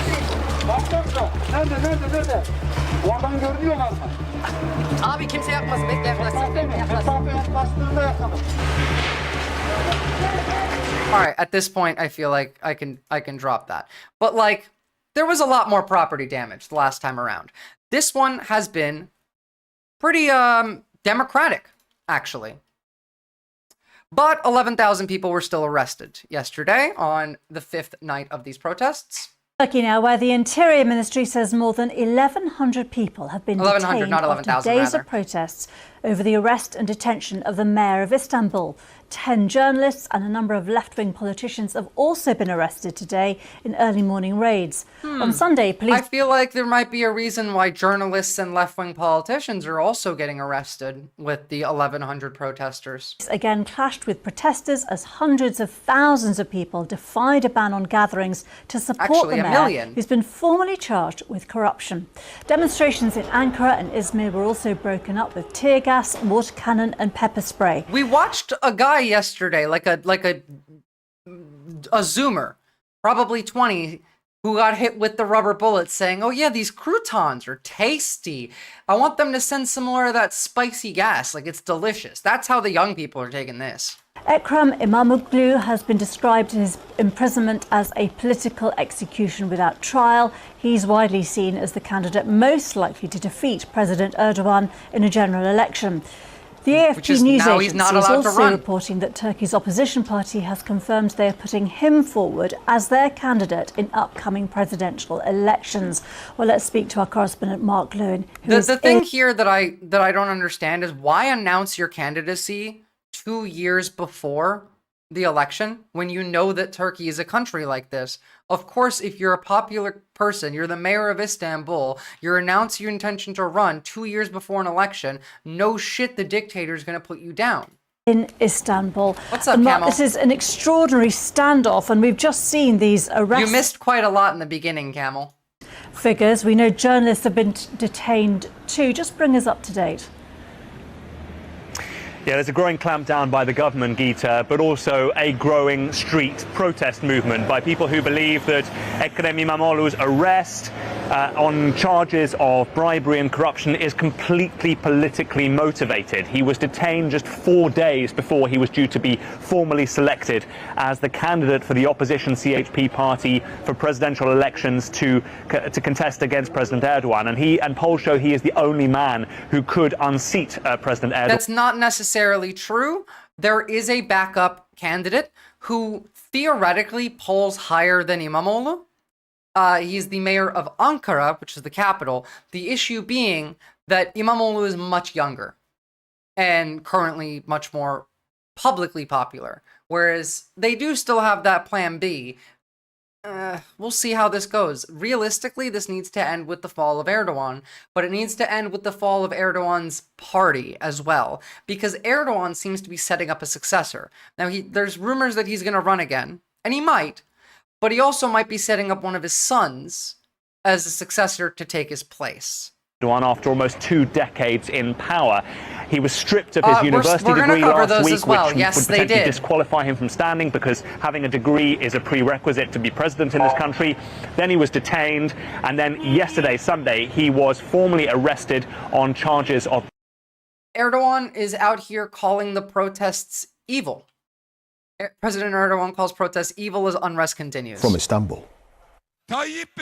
Again, just by the way, crowd sizes. I want you to, pay attention. We're supposed to have a big 1 million person protest on April 5th. This is what I want to see. Istanbul tonight. One more night of mass protests.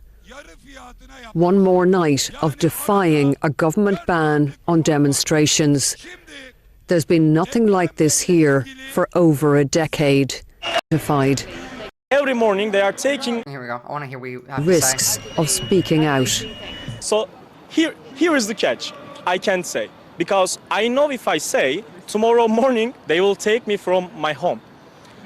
In the Ankara, in the Eskişehir, in the Izmir, the students, which they are just using their rights to protest, to just talk with the government, to just talk with the people, to just supporting their democracy, every day, every morning they are taking from their home, which they are... Do you guys see any maybe similarities to us? You know, students who protest, who get disappeared from their homes. I'm not allowed to say what I want to say on camera because they might disappear me tomorrow morning from my home. Everything you're seeing in Turkey is going to happen to you in America. We are rapidly Turkificating the United States. Are not attacking anyone. And more protesters were hauled away here tonight. Over 1,000 people have been detained in the past 5 days, as the mayor of Istanbul was before them. Ekrem İmamoğlu. Anyway, we get the idea. There is a boycott. Türk seyircilerim lütfen dinlesin. Espresso Lab, DNR, Ülker, Demirören AVM, Kilim Mobilya, Türk Petrol, Milan Gaz, Milli Piyango, Misli, İddia, Milan Gaz daha doğrusu, İdefix, Etstur, ben bunları bilmiyorum bu sondakileri, ve İlhas Ev aletleri. Bunlardan almayın kardeşlerim. Bunlardan almayın. Do not buy, as a translation for the rest of my American and English-speaking chat, rather.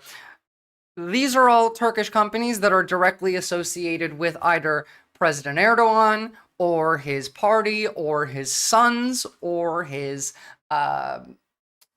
close confidants businesses. This list is growing.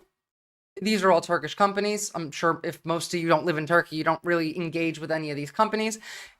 The only sad thing is Ülker. They make the best fucking chocolate bars. So much. So good. And I'm pretty sure they also own that fruity drink that the fruity soda we were talking about earlier. Turkish is such a pretty language. Thank you. A lot of people say it's ugly. I think it sounds lovely. It's a poetic language too. Everything is poetry in it. The way that it speaks, translating into English is weird. Oh, by the way, guys, please go and jump on the YouTube and drop a like on the stream and maybe even a follow and a comment. It definitely helps quite a lot. Now, we're looking at Slovakia is now also protesting. Thousands of protesters flooded a popular square in the Slovak capital to voice their opposition to Prime Minister Robert Fico and his pro-Russian policies. Over the last 3 months, tens of thousands of people have rallied every second week in Bratislava and other cities demanding his resignation. Protests began in late December after the Slovak premier made a rare visit to Moscow by an EU leader to hold talks with his Russian counterpart Vladimir Putin. Fico is one of only 3 EU leaders to make the trip since Russia launched its full-scale invasion of Ukraine in February 2022. Since his return to power in 2023... People around me have jobs. They most likely won't go with me, so I'm going to New York by myself to get to Canada. Are you going to flee to Canada, Camel? I mean, like, if you're going to flee to Canada and then try and flee from Canada to another country, I hope you have a pretty solid plan. Like, this shit is not an easy thing to do. Now, like, I respect the hell out of you for wanting to do it, but you gotta be properly prepared for that. And you're doing it now, which is the right thing. You know, if you're gonna leave the country, try and do it before April 20th. Everyone in the world is mad right now, guys. This is the Eastern European Spring. Serbia, Romania, Hungary, Turkey, Slovakia, protests everywhere. Hundreds of thousands to millions. Numerous occasions floated the idea of pulling the country out of the European Union Oh, and look, NATO, surprise, surprise! The candidate that is being protested right now wants to pull Slovakia out of NATO. The candidate who is pro-Russian. I wonder why everyone is having protests over pro-Russian candidates. Bar Turkey, I guess. With the Kremlin. We have our own dictator who survived problem. an assassination attempt in May 2024, has been under growing domestic pressure for his opinions, which differ radically from the European mainstream. Camel, do some research. There's YouTube videos about this. Like, you want to have what you want to do planned out ahead of time. Where in Canada are you trying to go? Do you have a physical map, for example, in case your phone battery dies and you can't use it? Do you have an idea of where you want to go out after Canada? Are you going to Canada and then going to a US consulate or embassy to get a passport? Because you said yesterday that you don't have one. That would be my best guess, would be first go to the biggest city in Canada and go to the US consulate or embassy there and request a passport. But then you have to figure out what you're going to do after that. How long it'll take a couple weeks for that passport to get to you in Canada. Okay, so what are you going to do in Canada? Where you're going for asylum. All right, that's fair. You still need, if you're seeking asylum from Canada, then you're probably fine with that. You can just cross the border, go to the border guard and say, I'm applying for asylum in Canada. Actually, probably go, if you don't need to see a border guard, just go to like a police station or a city hall or something when you're in Canada, or probably even online. But if you're planning to stay there, what city are you going to go to? Do you have an idea of, like, biggest city in Canada is Toronto?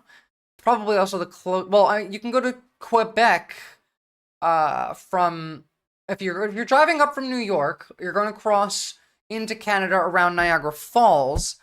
So the two biggest cities near you would be Toronto and Quebec, right? I've done this drive before. How do I not remember this? I've driven from fucking Virginia to Canada. How do I not remember this? Montreal would be where you go.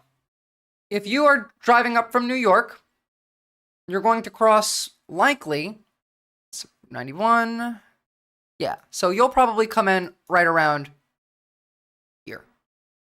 You're going to go straight into Montreal. It's actually more like a 14-hour drive. Let me see. It was my job at the time. I was a courier. Virginia? Train works too.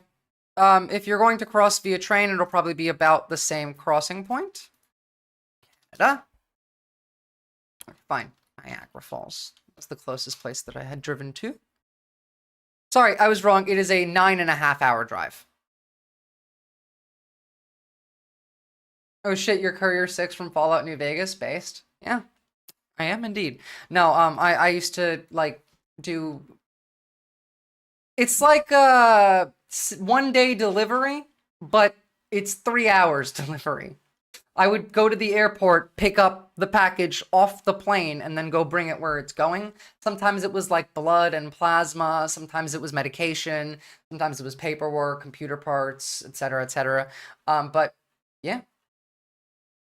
Because April 20th is when the Insurrection Act is likely to be signed, Camel, and they'll declare martial law. And when they do that. If they do that, but they're likely to do that. They might not, still, by the way, they might not sign the Insurrection Act, but that's the day they'll sign it if they do. And to be fair, they can do it before that if they want to. We also have protests in Amsterdam, by the way. Again, everyone's pretty fucking pissed. A very large turnout here on the streets of Amsterdam on International Day Against Racism and Discrimination. Lots of Palestinian flags, lots of slogans urging Israel to stop the killing, stop the war in Gaza. A lot of people have returned. Guys, global uprising is here. Join in. We can do it. We have the collective liberation building. All we need to do is keep going. America rise up, stand up. If 1 million Americans stand up, think about how many more Europeans might be more willing to stand up. Think about South America. Think about Asia. Think about Australia.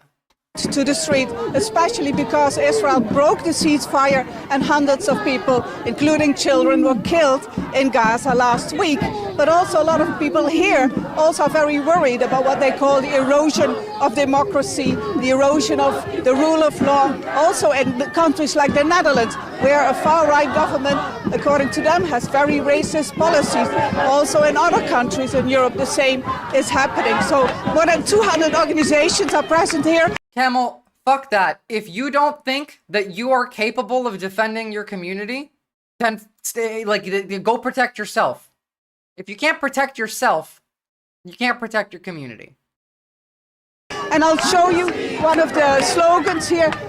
People also are saying that the Dutch government is complicit. The Dutch government has been urged to stop supplying spare parts of F-35 fighter jets to Israel, but they're still fighting this decision, and that's why people here are very Genoeuthasianists? What does that mean, Greg Prime? angry. And we can say that the turnout on this day, on the International Day Against Racism and Discrimination, is much larger this year, and it shows how concerned people really are. Now I get it. Geno is the name of the leader of the Netherlands. Step fast in Al Jazeera, Amsterdam. Fascism is everywhere, guys. Like I said, America is now a fascist country. But, oh, genocide enthusiast. My bad. But also, like, there is a person in the Netherlands whose name is Geno, and he's a government leader, and is a piece of shit, so that, like, is a funny irony. Anyway, look, America's fascist now. You live in a fascist country. But you lived in a fascist country before as well. It was just a different kind of fascism. Before, the fascism was directed outwardly, not into America as much. We still had it directed into America. Don't you forget the Patriot Act after 9/11. After 9/11, everything changed, right? We were fascist well before that. We were doing fascist shit to other countries like Chile, Argentina, Iraq, Russia, China. We've been doing this shit for a while. But it wasn't usually directed at us unless we had, like, I don't know, student protests that needed to get killed, like Kent State Massacre, or student protests in New York, like when Biden had to get them all rounded up. That's the level of fascism we tended to experience, but we employed that on other countries regularly. Europe is the same. Europe is also a fascist society. Most European countries at the very least, but they are a different kind of fascism. This is the laissez-faire economics type fascism. We have the Russian oligarch corporal police state fascism. We're living in cyberpunk 2025. Europe is still with the, like, old era of colonialist fascism that keeps it on the down low, if that makes sense, right? And, like, you can see this by how the main opposition against Orban in Hungary is speaking right now. By the way, like, the protest in Hungary gave this guy quite a lot of bit of juice, and he's the main opposition for Orban.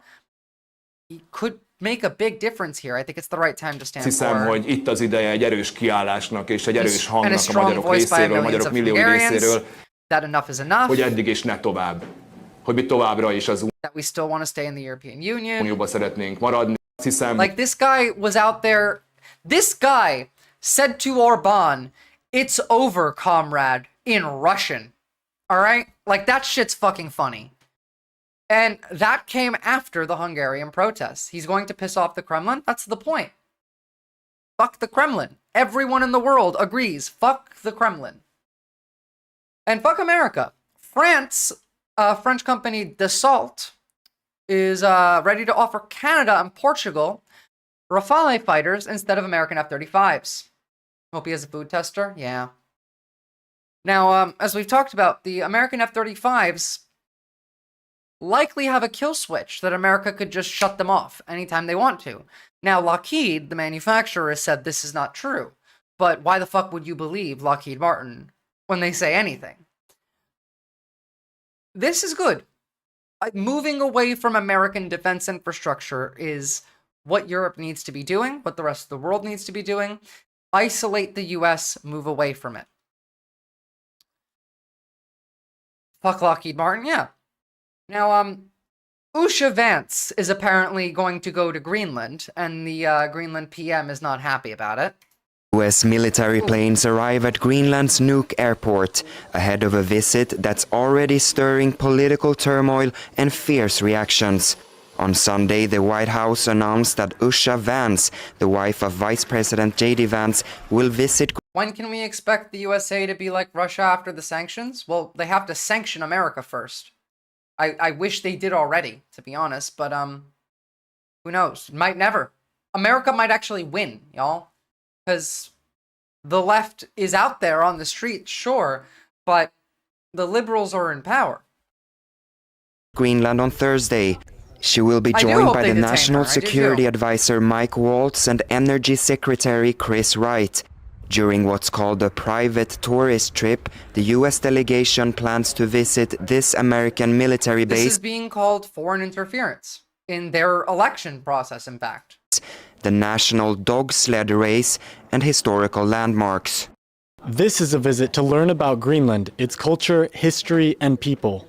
The trip comes at a sensitive time amid Greenlandic government. When the fuck did anybody in our government give a fuck about another country's culture and people? Negotiations and just days before municipal elections. This is outgoing Prime Minister Mute Egede called the visit a provocation, accusing the U.S. of disrespecting the Greenlandic people. The thing is, if they arrested any of these people, they would immediately get bombed to smithereens. But at the same time, like, that might actually be the good outcome. The Americans have been clearly informed that meetings can only take place when a new government... Israel? I meant Greenland. Provocation, accusing the U.S. of disrespecting the Greenlandic people. The Americans have been clearly informed that meetings can only take place when a new government has taken office. U.S. President Donald Trump has suggested the U.S. should annex the semi-autonomous island. Not suggested. He said that we will take Greenland one way or another. That's not a suggestion. He literally said one way or another we'll have it. Now, the French are not having it, though. France has warned Donald Trump against trying to invade Greenland by military force or economic coercion. French Foreign Minister Jean-Noël Barrot said the European Union would not let other nations of the world attack its sovereign borders, whoever they are. Oh, I mean, the U.S. only cares about Israeli culture. Not even. No, it doesn't. It doesn't. It doesn't give two fucks about Israeli culture. Not like the Israeli government doesn't care about Israeli culture. Look, like, if we attack Greenland, France is saying that Article 5 will get triggered on us. And I don't know if that's true or not, but there's a nuclear submarine from France sitting off the coast of Greenland and Canada. So I would laugh very hard if Canada became part of the European Union. The Dutch Parliament has called for an end to dependence on U.S. software companies. That'll hit them where it's hurt.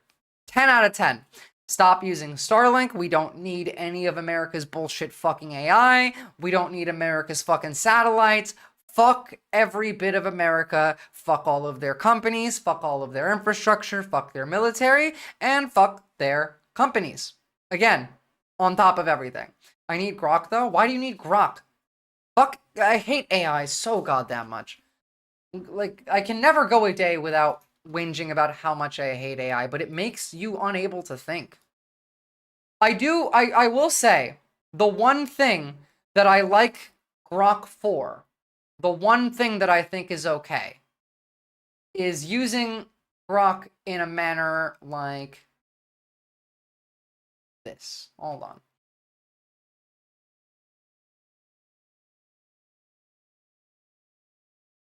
I like using Grok on Twitter when there's a dipshit who makes a point that's really easy to disprove, and I'm so lazy that I don't want to tell them, so I'll just, at Grok tell them that. Grok should not, don't trust any of the news from Grok, mate.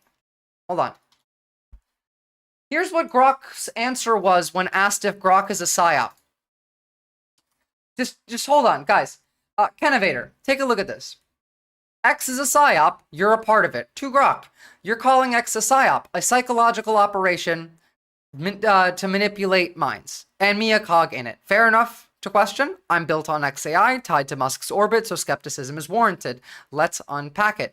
X, the whole site, is a psyop. It's got the ingredients. Musk took it over in 2022, slashed moderation, staff dropped from thousands to hundreds per Reuters, pushed free speech, in hard quotes, hard, resulted in extremist content spiking. Studies from the Institute for Strategic Dialogue in 2023 showed hate posts, Nazi conspiracies, you name it, jumped post takeover. His own posts like boosting AFD, great replacement, steer Discord rightward with 600 million plus users and billions of impressions. X is a megaphone that can shape what people think.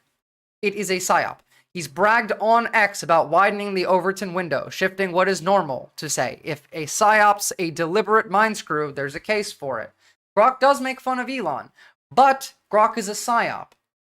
If you want to get your news, you need to learn media literacy. Like, you should not trust literally any news source, including me. I, at least, like, will provide links for everything. I have my living source document in the comments of the YouTube, like, video, but, like, you shouldn't trust any of these. And beyond that,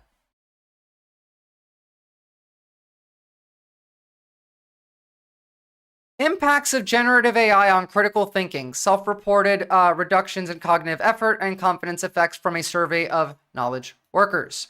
This is very, very, very long. It is a, like, real study that you should read, by the way. I will link it. But just for the conclusion, we surveyed 319 knowledge workers who use Gen AI tools at work at least once per week to model how they enact critical thinking when using Gen AI tools and how Gen AI affects their perceived effort of thinking critically. Analyzed 936 real-world Gen AI tools, use examples our participants shared. We find that knowledge workers engage in critical thinking primarily to ensure quality of their work, e.g. by verifying the outputs against the external sources. Moreover, while Gen AI can improve workers' efficiency, it can inhibit the critical engagement with work and can potentially lead to long-term over-reliance on the tool, diminish skill for independent problem solving. Again, like, beyond that, we have this. Evidence of this being the case. Whoa, Snap is 25% of Coke's revenue? No wonder Big Soda is paying conservative influencers. Where'd you get those numbers? Oh, well, Grok says it. My brain is lazy? That's the problem. Stop being lazy, because you being lazy is how they get to control you. We're all, like, I have no issue with you. You're fine. Like, I even understand fully. I have people that I entirely respect who still use AI. But AI is bad for you. It's bad for humanity. It's literally anti-human technology. Lanky Sapien, media literacy is one of those things we learn in old liberal arts college education classes. College is woken gay now. Well, no, not really. Not really. I'm teaching you media literacy as well, aren't I? But if I'm AI... I'm smart as Grok? Okay. You're not AI, though. So, back to the topic. Dutch companies want to end reliance on American software companies. Germany wants to end reliance on the United States. Period. This really is 5 minutes to midnight for Europe. That was the assessment today of Germany's Chancellor-in-Waiting, Friedrich Merz, as he put European security at the top of his agenda after winning the country's election. And he has wasted no time in outlining why, pointing to indifference from Washington and raising questions about the future of NATO. Now Donald Trump is in the White House. He made these comments last night during a TV debate that appeared to signal a seismic shift in transatlantic relations. Take a listen. After Donald Trump's statements last week, it is clear that the Americans, or this administration, are largely indifferent to the fate of Europe. I'm very curious to see how we are heading toward the NATO summit at the end of June, whether we will still be talking about NATO. That's the link for the critical thinking study, by the way. Yeah, look, Europe is talking about possibly there not being a NATO and what comes after. Its current form, or whether we will have to establish a European defense capability. That's my absolute priority. The US president did offer his congratulations to Germany's conservatives, describing their election win as a great day, but there was no mention. Unbiased is not what you think it is. Everyone has bias. There's no such thing as unbiased. There is even good bias and bad bias. Bias itself is a neutral word. Did you know Twitter is no longer Ruby on Rails? What the fuck are you a troll? What do you mean Ruby on Rails? Twitter is like a psyop company. Bias is a dream idea? I have no idea. Of Friedrich Merz by name in the message posted by Donald Trump on his Truth Social platform. Instead, he described the win as vindication for his own populist political movement, claiming Germany got tired of the no common sense agenda. And when questioned today about Trump, Merz had this to say. Our message is very clear and straightforward. We are very much interested, as Europeans, to have a good relationship with the US and maintain this. We see ourselves as partners. We see the US as an important part of NATO. The EU is also an important part of NATO. We're in a political alliance. It's not just a military alliance. It is a political alliance as well. He's right. And Merz's comments about NATO. Sorry, guys, really quickly. I'll be right back. There's something I have to check, and it's quite important. My bad. I'll keep it playing, though. NATO and European independence are being reported in Europe. The online news outlet Politico says Germany's Merz vows independence from Trump's America, warning NATO may soon be dead. And France's Le Monde says Germany's Merz calls for strong transatlantic ties, but ready for worst-case scenario. Sorry about that, I'm back. We have two guests to talk about this. Christina Spohr, Professor of International History at the London School of Economics. All right, we don't need to listen to you guys. That's fine. Look, it's a big deal, guys. Like, we are moving everything. Everything is shifting because of us, the Hitler country.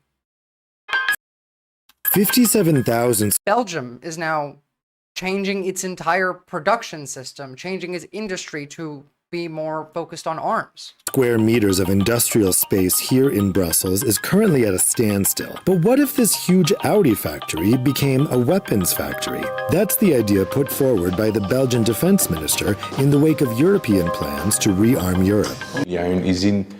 There's a factory that's no longer in use, with an industrial base that's super easy to convert to the defense industry. For example, for light armored vehicles, and for other possibilities, including drone production. Many Belgian companies are interested. But for the mayor of the municipality of Forêt, where the factory is located, the safety of residents must be the priority. This factory is located less than 5 kilometers from the Grand Place. We already have targets in Brussels, including NATO and European institutions. But weapons factories aren't generally among the last to be targeted, so we must be particularly vigilant. In the surrounding streets, residents are divided on the potential danger that weapons production could represent. Look, I might have to have a short stream today, guys. Got a little bit of like an actual issue going on that I have to deal with personally. So let's just get through some of these quicker. We might not get to watch everything I wanted to cover today, but we'll try and get everything that's up on here done. So, Germany's defense intelligence agency has said a Russian attack on Lithuania could happen as early as this fall. This could be our last peaceful summer. This is what's coming out of Germany directly. Quote, Russia has announced large-scale exercises in Belarus. Russian armed forces could cross the border. NATO's Article 5, at least for the US, may no longer apply. The last time Russian forces were massing in Belarus, they invaded Ukraine.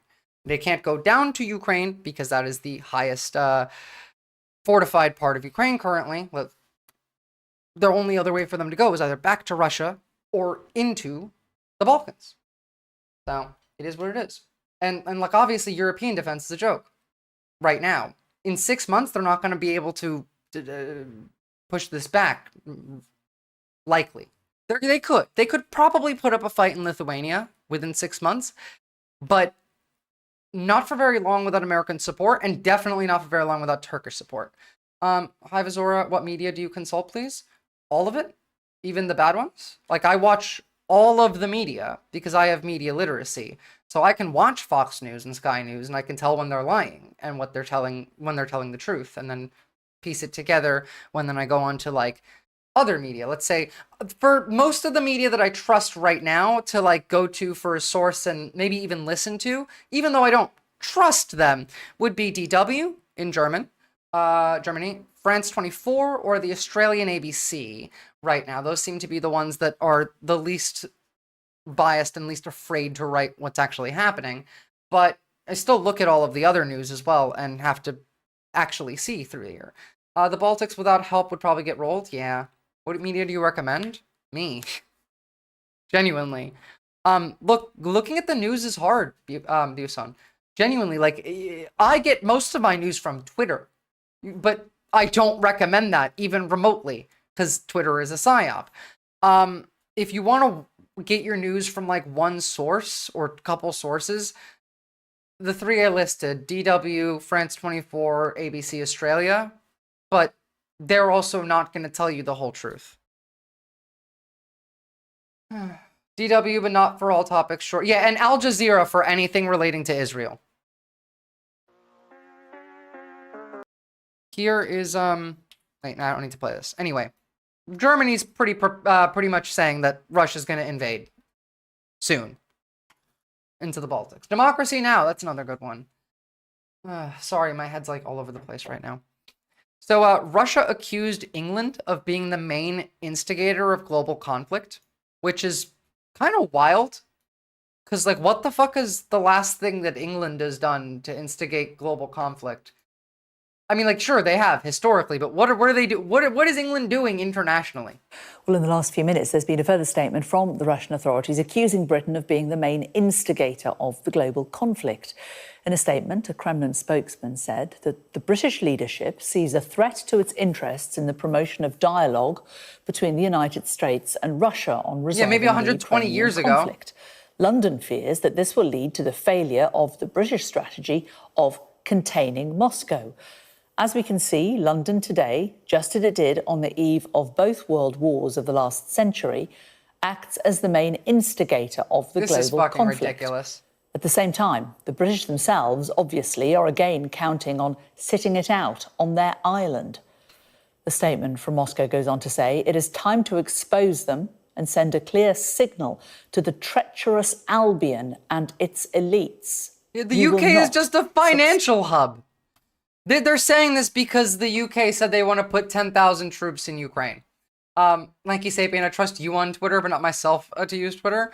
Fair, honestly, to be like, I don't trust Twitter either. Anything I see, I have to verify before I will show it on chat. And if I haven't verified it, I will say, I don't know if this is true or not. This is true, however, also from Twitter. Poland is planning, at least, to deploy up to 1 million anti-personnel mines on its border with Russia and Belarus as it prepares for the Russian invasion of Europe. The Baltics have also withdrawn from the Ottawa Treaty and are now actively fortifying their defense lines, preparing for war. Albion, like 3,000-year-old name? Yeah, but like British aristocrats still use that word. This is fake. This one's real. Former Polish minister was charged over leaking plans, contingency plans of a Russian invasion. Poland's former defense minister has been charged by prosecutors after publishing government contingency plans in the case of a Russian invasion. Mariusz Blaszczak, who served in the Conservative Law and Justice Party that held power between 2015 and 2023, revealed a military defense plan that had been drawn up in 2011 in the case of a Russian invasion. That document laid out plans for Polish forces to retreat westward to the Vistula River in the case of an attack from the east. Prosecutors allege Blaszczak exceeded his powers by publishing the information, which they say was classified. However, Blaszczak said he had a duty to share the plans and would do it again without hesitation. Can't trust conservatives. No, you're right. Can't trust them. Meanwhile, this is what Russia's doing, while we're also having ceasefire talks in Saudi Arabia currently. Why does everyone think Russia's going after Europe? Because they are? No. Like, NATO wouldn't smash them because America's out of NATO. Cat thrower. America has said we will not defend a European country if they're attacked. Ukraine is holding its own, but only because of what we've sent them right now. And they'll hold their own for a bit, but Russia has 150,000 soldiers in Belarus doing military exercises right now. The last time they had 150,000 soldiers or more in Belarus doing military exercises, they invaded Ukraine. They can't go down into Ukraine. That would be suicide. It's very fortified. The only two directions to go is Baltics or home. Both German intelligence, Danish intelligence, and, I don't know, my intelligence tell me that the Russians are going to try and take the Baltics. don't forget that in the Baltics, there is this little tiny bit of land that is Russia. Right here. Kaliningrad. This is Russia, which is in between Belarus and Lithuania. Now, if they are doing military exercises in Belarus, 150,000 soldiers, and the last time they were in Belarus with that many soldiers, they invaded Ukraine, and every bit of intel says they're going to test Article 5 in the Baltics, and Kaliningrad is Russian, then yeah, Lithuania is an obvious target. And yes, Ukraine can hold its own, but Lithuania can't, the Baltics can't, NATO isn't prepared for war yet. They can do, they can do things here, right? They can fight back. It's not like NATO is hopeless here. But it's not like Russia has a 0% odds of victory. And genuinely, there is not a high likelihood, but a above 0% chance that America might help Russia in a war. And this is what Russia's doing as they're doing ceasefire talks right now in Saudi Arabia. Hours before the latest talks on pausing this war, another Russian drone strike on Kyiv. A mass attack causing damage across Ukraine's capital, apartment buildings hit. Among the dead, a 5-year-old girl and her father who'd relocated from frontline Zaporizhia for safety. An elderly woman was also killed. The security workers could not open the door to her apartment. The door got stuck and she was burnt alive inside. Yeah, we're already helping them by giving them locations via Starlink, but I don't think Ukraine's using Starlink anymore. They don't really need it. European satellite companies have stepped in. It's horrible, but this is what war is. I can't remember There what is, they were of course, called. a Zom would know. desperation here for all this to end. Talks underway this evening between Ukrainian and US officials in Saudi Arabia. Yeah, don't trust Starlink at all. Zom would know the name of the satellite companies. He's told me before, but I forgot. Ahead of a Russian-American meeting there tomorrow. In the meantime, Ukraine's army promoting its latest gains, like Russia looking for leverage before any ceasefire. This video, which also contains images of dead Russian soldiers, said to show a 30-hour operation to reclaim 3 square kilometers of Russian-occupied Luhansk, home once to a couple of dozen people. Donald Trump's multi-purpose foreign envoy again saying this morning that such areas are seen by Russia as Russian. There's a view within... We can bomb our own people. They can bomb their own people. They can, whether or not they're Russian, which, no, they're not. They're Ukrainian. The argument from our government is, well, what's wrong with them bombing their own people? Within the country of Russia that... Fuck these guys. So, remember last stream, no, the stream before, we talked about how the Russians are having a little human safari training their new recruits in drone warfare before they ship them off to active parts of the front. Well, the people who are coordinating this were discovered. Now, I'm not gonna go through all of this again, but they are sending people to peaceful parts of Kherson where they are given control of drones to train with. And their job is to, I don't know, find civilians to kill. Ambulances, buses, people walking, cars, anything. And it's all practice so that when they get shipped off to an active part of the... Excuse me? When they get shipped off to an active part of the front, they know what they're doing. So, the commanders responsible for the drone terror against civilians in Kherson and Zaporizhia were identified. Investigative journalists have de-anonymized Russian commanders responsible for targeting drone attacks on civilians in Kherson and Zaporizhia. This is reported in an investigation by the television Toronto Media Project. The journalists examined Telegram channels that frequently post footage of drone drops on civilians. Viking Squad, light at the end of the tunnel, Moses from Mariupol to Carpathians, and identified the commanders responsible for these war crimes. Those were some sick beats. Put that back on. I can't. I'm sorry. I don't know what music is copyrighted or not. I remember when Ukraine, Russia was in its early months, I was playing with someone in a lobby, I think, from Germany, but that time was in Ukraine, where Russian soldiers were trying to get a hold of it bit by bit, so lots of young people from nearby countries were helping defend the place. Makes sense. I haven't seen Ghostbusters 1 or 2. Sorry, mate. The journalists note that the residents of Kherson suffer the most of the drone terror, but the phenomenon has become so widespread that the Russians have started using drones against civilians to target the entire front lines. Now, this video is, I believe, in Ukrainian. одному з інтерв'ю про цей отряд Вікінга є фото командира Yes, which I don't speak. And the subtitles are Ukrainian. So, unfortunately, yeah.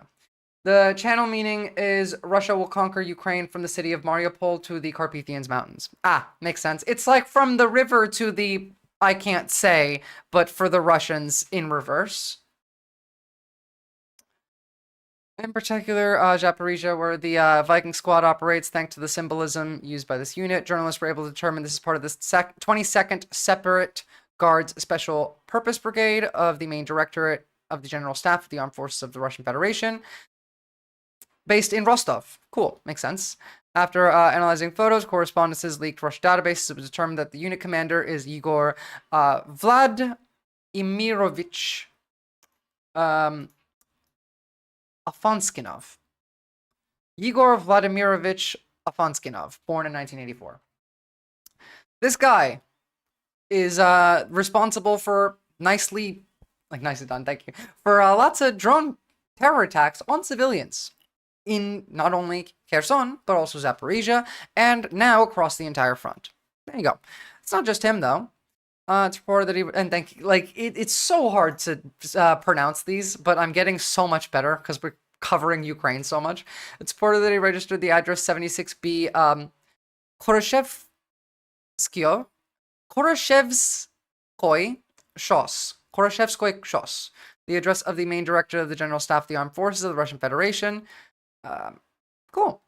One of the channels specializing in the terror of Kherson, light at the end of the tunnel, belongs to a reconnaissance unit of the 8th Artillery Regiment based in Crimea. The channel is run by a person with the call sign Malakit, who's also the unit commander. This guy right here is Sergei Viktorovich. I recently graduated from tank school, and now he gets to, teach people how to bomb fucking civilians. Dirtbag Russians, yeah? What's up, Shufa Poofer?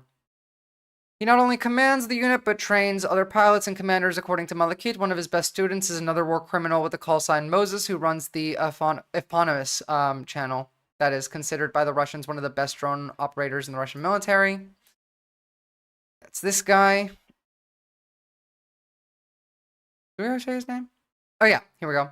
Edward Tost from the city of Bisk. That's the best operator of drones in the Russian military, I guess. I mean, not like they have any good drone operators. Every time I've seen Russian drones go up against Ukrainian drones, the Ukrainian drones kick their ass. And the last channel identified from the journalists from Mariupol to the Carpathians is run by Uncle Sasha. His identity previously been de-anonymized by journalists from Kherson Media. Kavun City, the criminal turned out to be Alexander Sheptura, collaborator and the former head of criminal investigation department in the Donetsk region. Like, you can just see these people have no empathy in their face. It's in their eyes. Every single one of them. No empathy. No empathy. I can't see his eyes, but I would imagine the same. These are all terrorists, war criminals, and should all have to go in front of the Hague, genuinely. I mean, look at this. Today, a Russian missile strikes a densely populated area of the residential quarter of Sumy, wounding 65 civilians, including 4 children. They are now openly, by the way, just bombing literally every town on the front line. They got off the phone with Donald Trump last week and said, nah, fuck it, green light. Let's kill everybody and bomb every major settlement, city, village, doesn't matter. I covered that in the beginning of the stream, Speedster. You're going to have to go back or watch that one on YouTube. By the way, please go and drop a like on the YouTube stream. I would really appreciate it. Read this today? Terrible? Yeah, it is. And meanwhile, by the way, while Russia's doing all of that, we're trying to have a ceasefire with them while we're not going to call any of what's happening terrorism. America will call this terrorism. This is terrorism to our government, but not everything that we just saw. This is terrorism. And remember, I talked about this yesterday. We eliminated a vital legal service for unaccompanied children under cuts the administration to prevent trafficking. This was for America's immigration system. But along with this, we also cut the program of America trying to track down the children that were stolen from Ukraine and brought to Russia to give into Russian families. We also stopped that program. We tracked civilian casualties in Kherson since June 2024, and this is the chart. Jesus Christ. This would be, drones versus shelling. So that's a pretty telling chart. Jesus, that's really bad. But some good news, Ukraine got to take out some Russian helicopters, some like expensive Russian helicopters, in fact. And it's actually really satisfying to watch.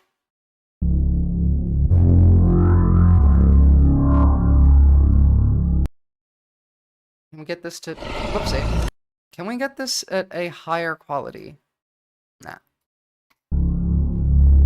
America is a shopping center for child traffickers at this point, just like Russia? Yeah, absolutely. So, these are expensive looking helicopters. Be a shame if something happened to them. We track their age, their declared gender, if they are police or EMS of the location in that method. You guys are on point, Zom. Thank you for your service at this point. Genuinely, you do more than any American soldier I've ever met to save people's actual lives. Wait, can't listen to that music, but we can watch helicopters just get bombed by HIMARS. It's very satisfying. Boom, it's gone. No more Russian helicopter. Yeah, that is what you get for reading and not comprehending. Boom. Good, though. Fuck them. I'm not going to have time for this one today, guys. Sorry, I really am kind of in a situation that I have to deal with in a second. So we're going to cover this. Today will be a short stream. I will be back tomorrow. And tomorrow we'll get through Israel and the rest of Europe and Ukraine stuff.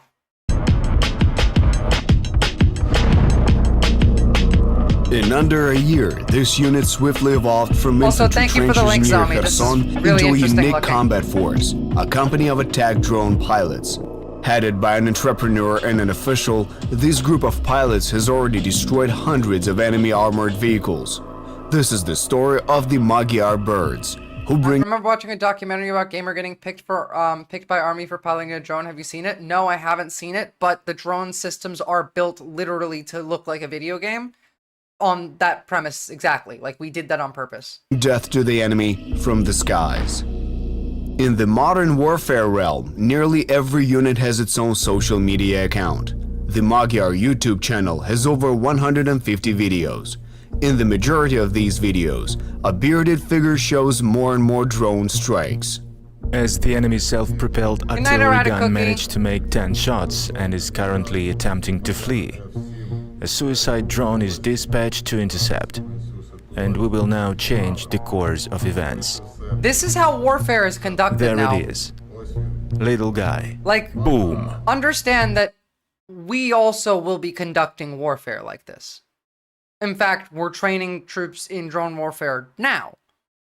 We're also adding AI Robert Brovdy, to the drones. a Ukrainian soldier recognized by the call sign Magyar. Before the full-scale invasion, he was a successful businessman and official, heading Ukraine's sole state-owned commodity exchange, the Agrarian Exchange. However, sensing the impending major war, he enlisted in the territorial defense. He took part in the Battle of Kyiv and actively undertook combat basically, SN, yeah, they're kind of built to work like that. missions in Bucha and Borodyanka. After that, he ended up near Kherson, where, in his own words, he did not like it as he had to constantly take cover in the trenches due to massive shelling. Then he bought a drone at his own expense to better understand what is going on around him. This was the beginning of a unique combat unit of the Ukrainian army. In just 1 year, the Magyar Birds, an attack drone fucking Ukrainian hero over here, company within the 59th Separate Motorized Infantry Brigade formed by Robert, again, thank you to Zome for linking this, became one of the most successful units. One well-equipped attack drone company is capable of destroying over 100 enemy armored vehicles each month. And we have proved this by our example. While initially the group created by Magyar did not have a single professional military or drone, the intensity of the war was such that on occasion his unit made 50 sorties per day. The result is an incredible efficiency. I don't think this is real. No way. No fucking way. First of all, I gotta check the source.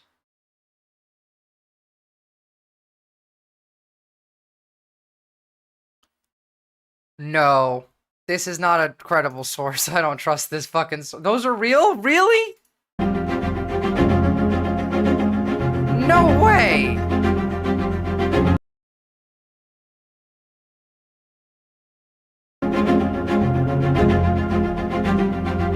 I mean, I suppose that's one way to glass a city.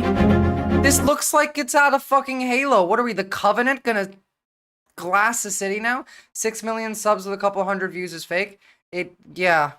This is not a credible news source, but those are real drones. So thank you for letting me know on that. Yeah, 6 million views and you're getting what, like this many, like they're botted. And also like news sources, you can kind of tell just by the way that they phrase their titles. It doesn't look real to me at all. In any case, they bought a YouTube account that actually got built up and sold. Yeah, probably. That or bought, you know, bots. But the drones are cool.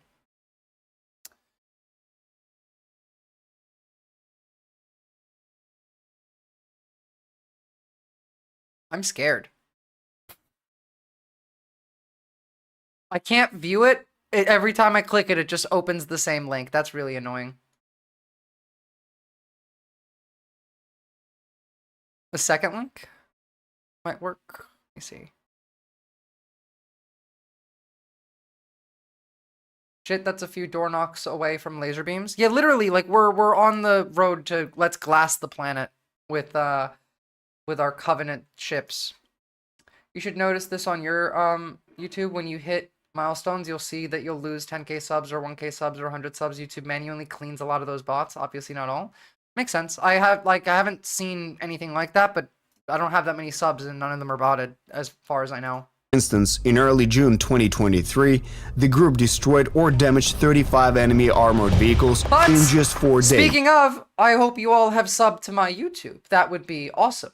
Thank you. I need to get 1,000 subs so that I can get ad revenue on there. Please drop a like. Making a streamable link, you are a legend.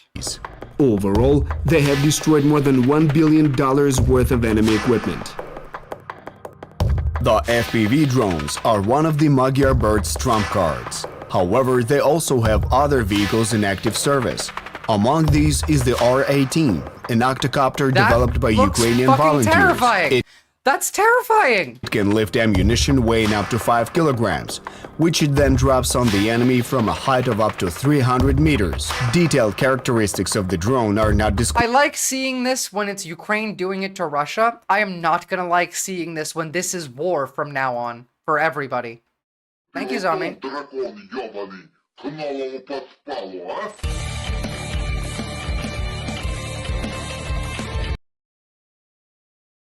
What is this going after? Ah, I see now. Wow. I mean, like, one, that's the good way to start, like, a large forest fire.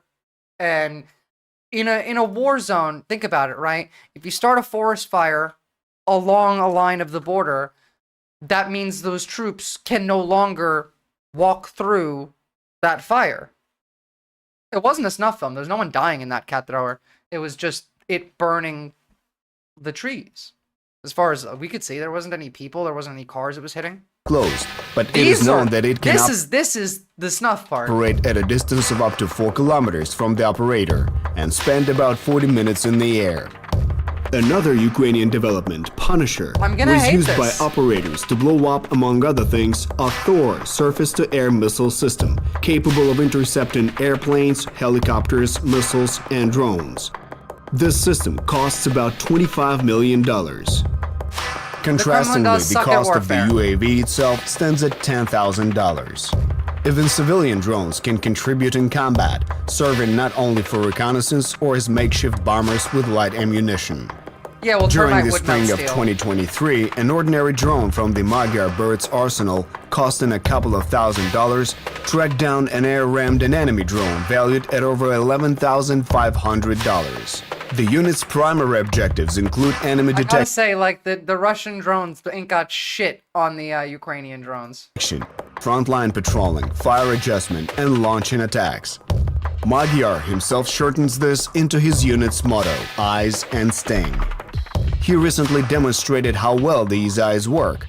A Ukrainian drone showed one of the symbols of Donetsk, which has been occupied since 2014, the famous 5-star Donbass Arena Stadium, which opened in 2009. As for the Sting, see for yourself.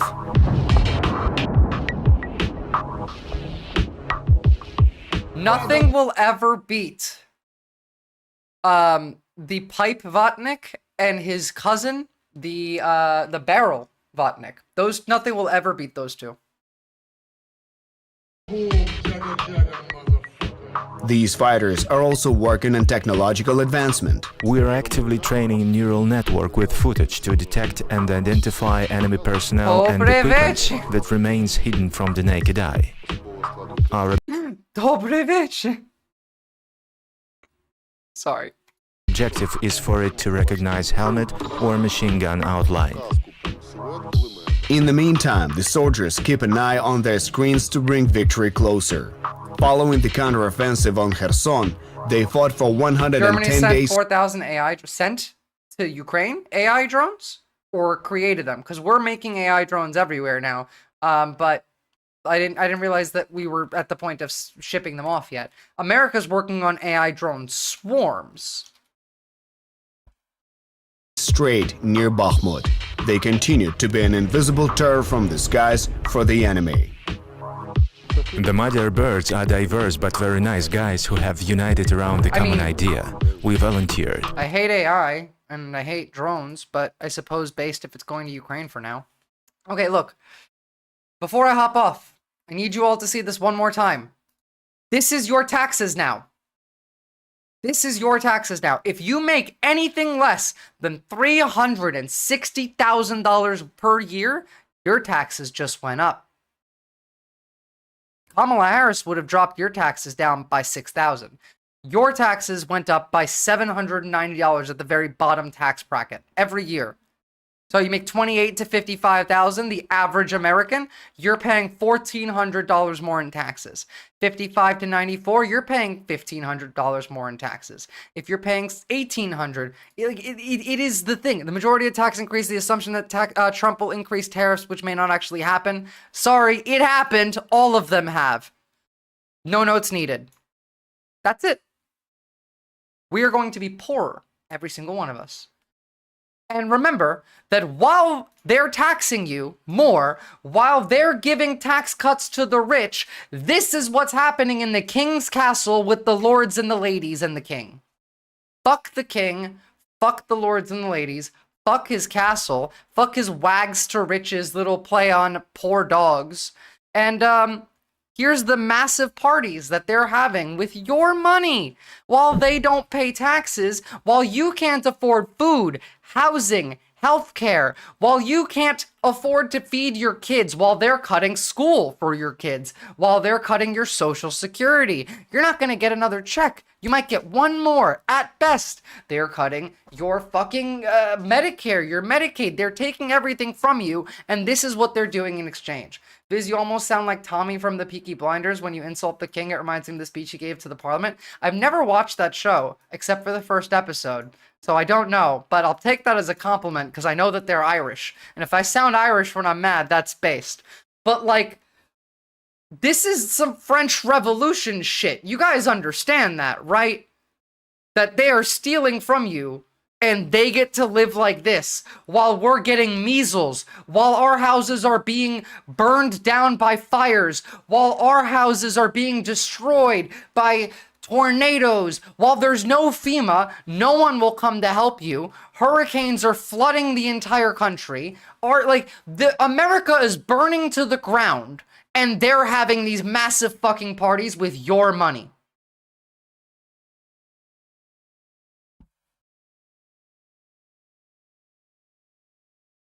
Time to install some billionaire headrests.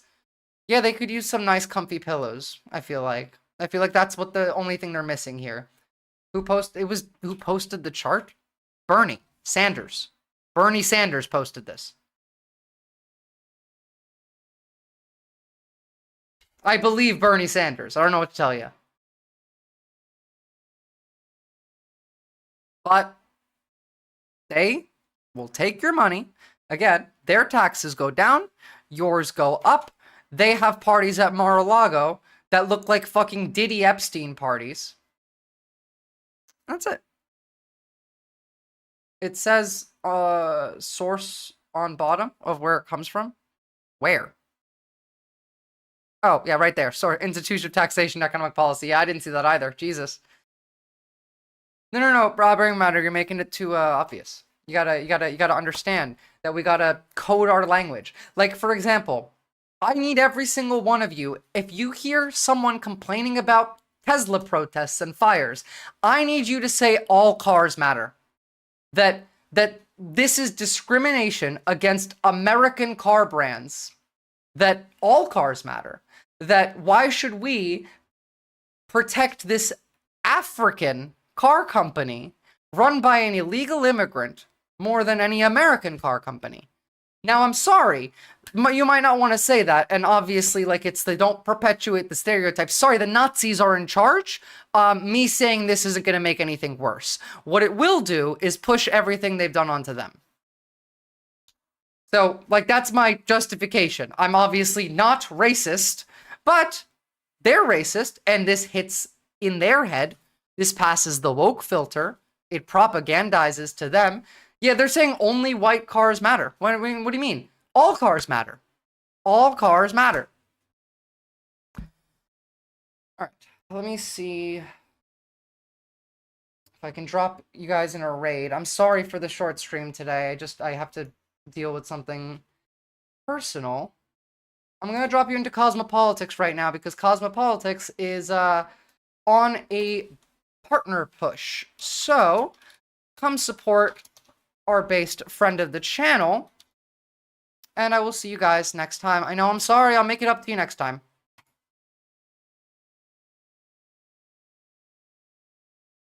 Which is going to be tomorrow. You're very welcome, Pete the Feet. Have a lovely day, the rest of you.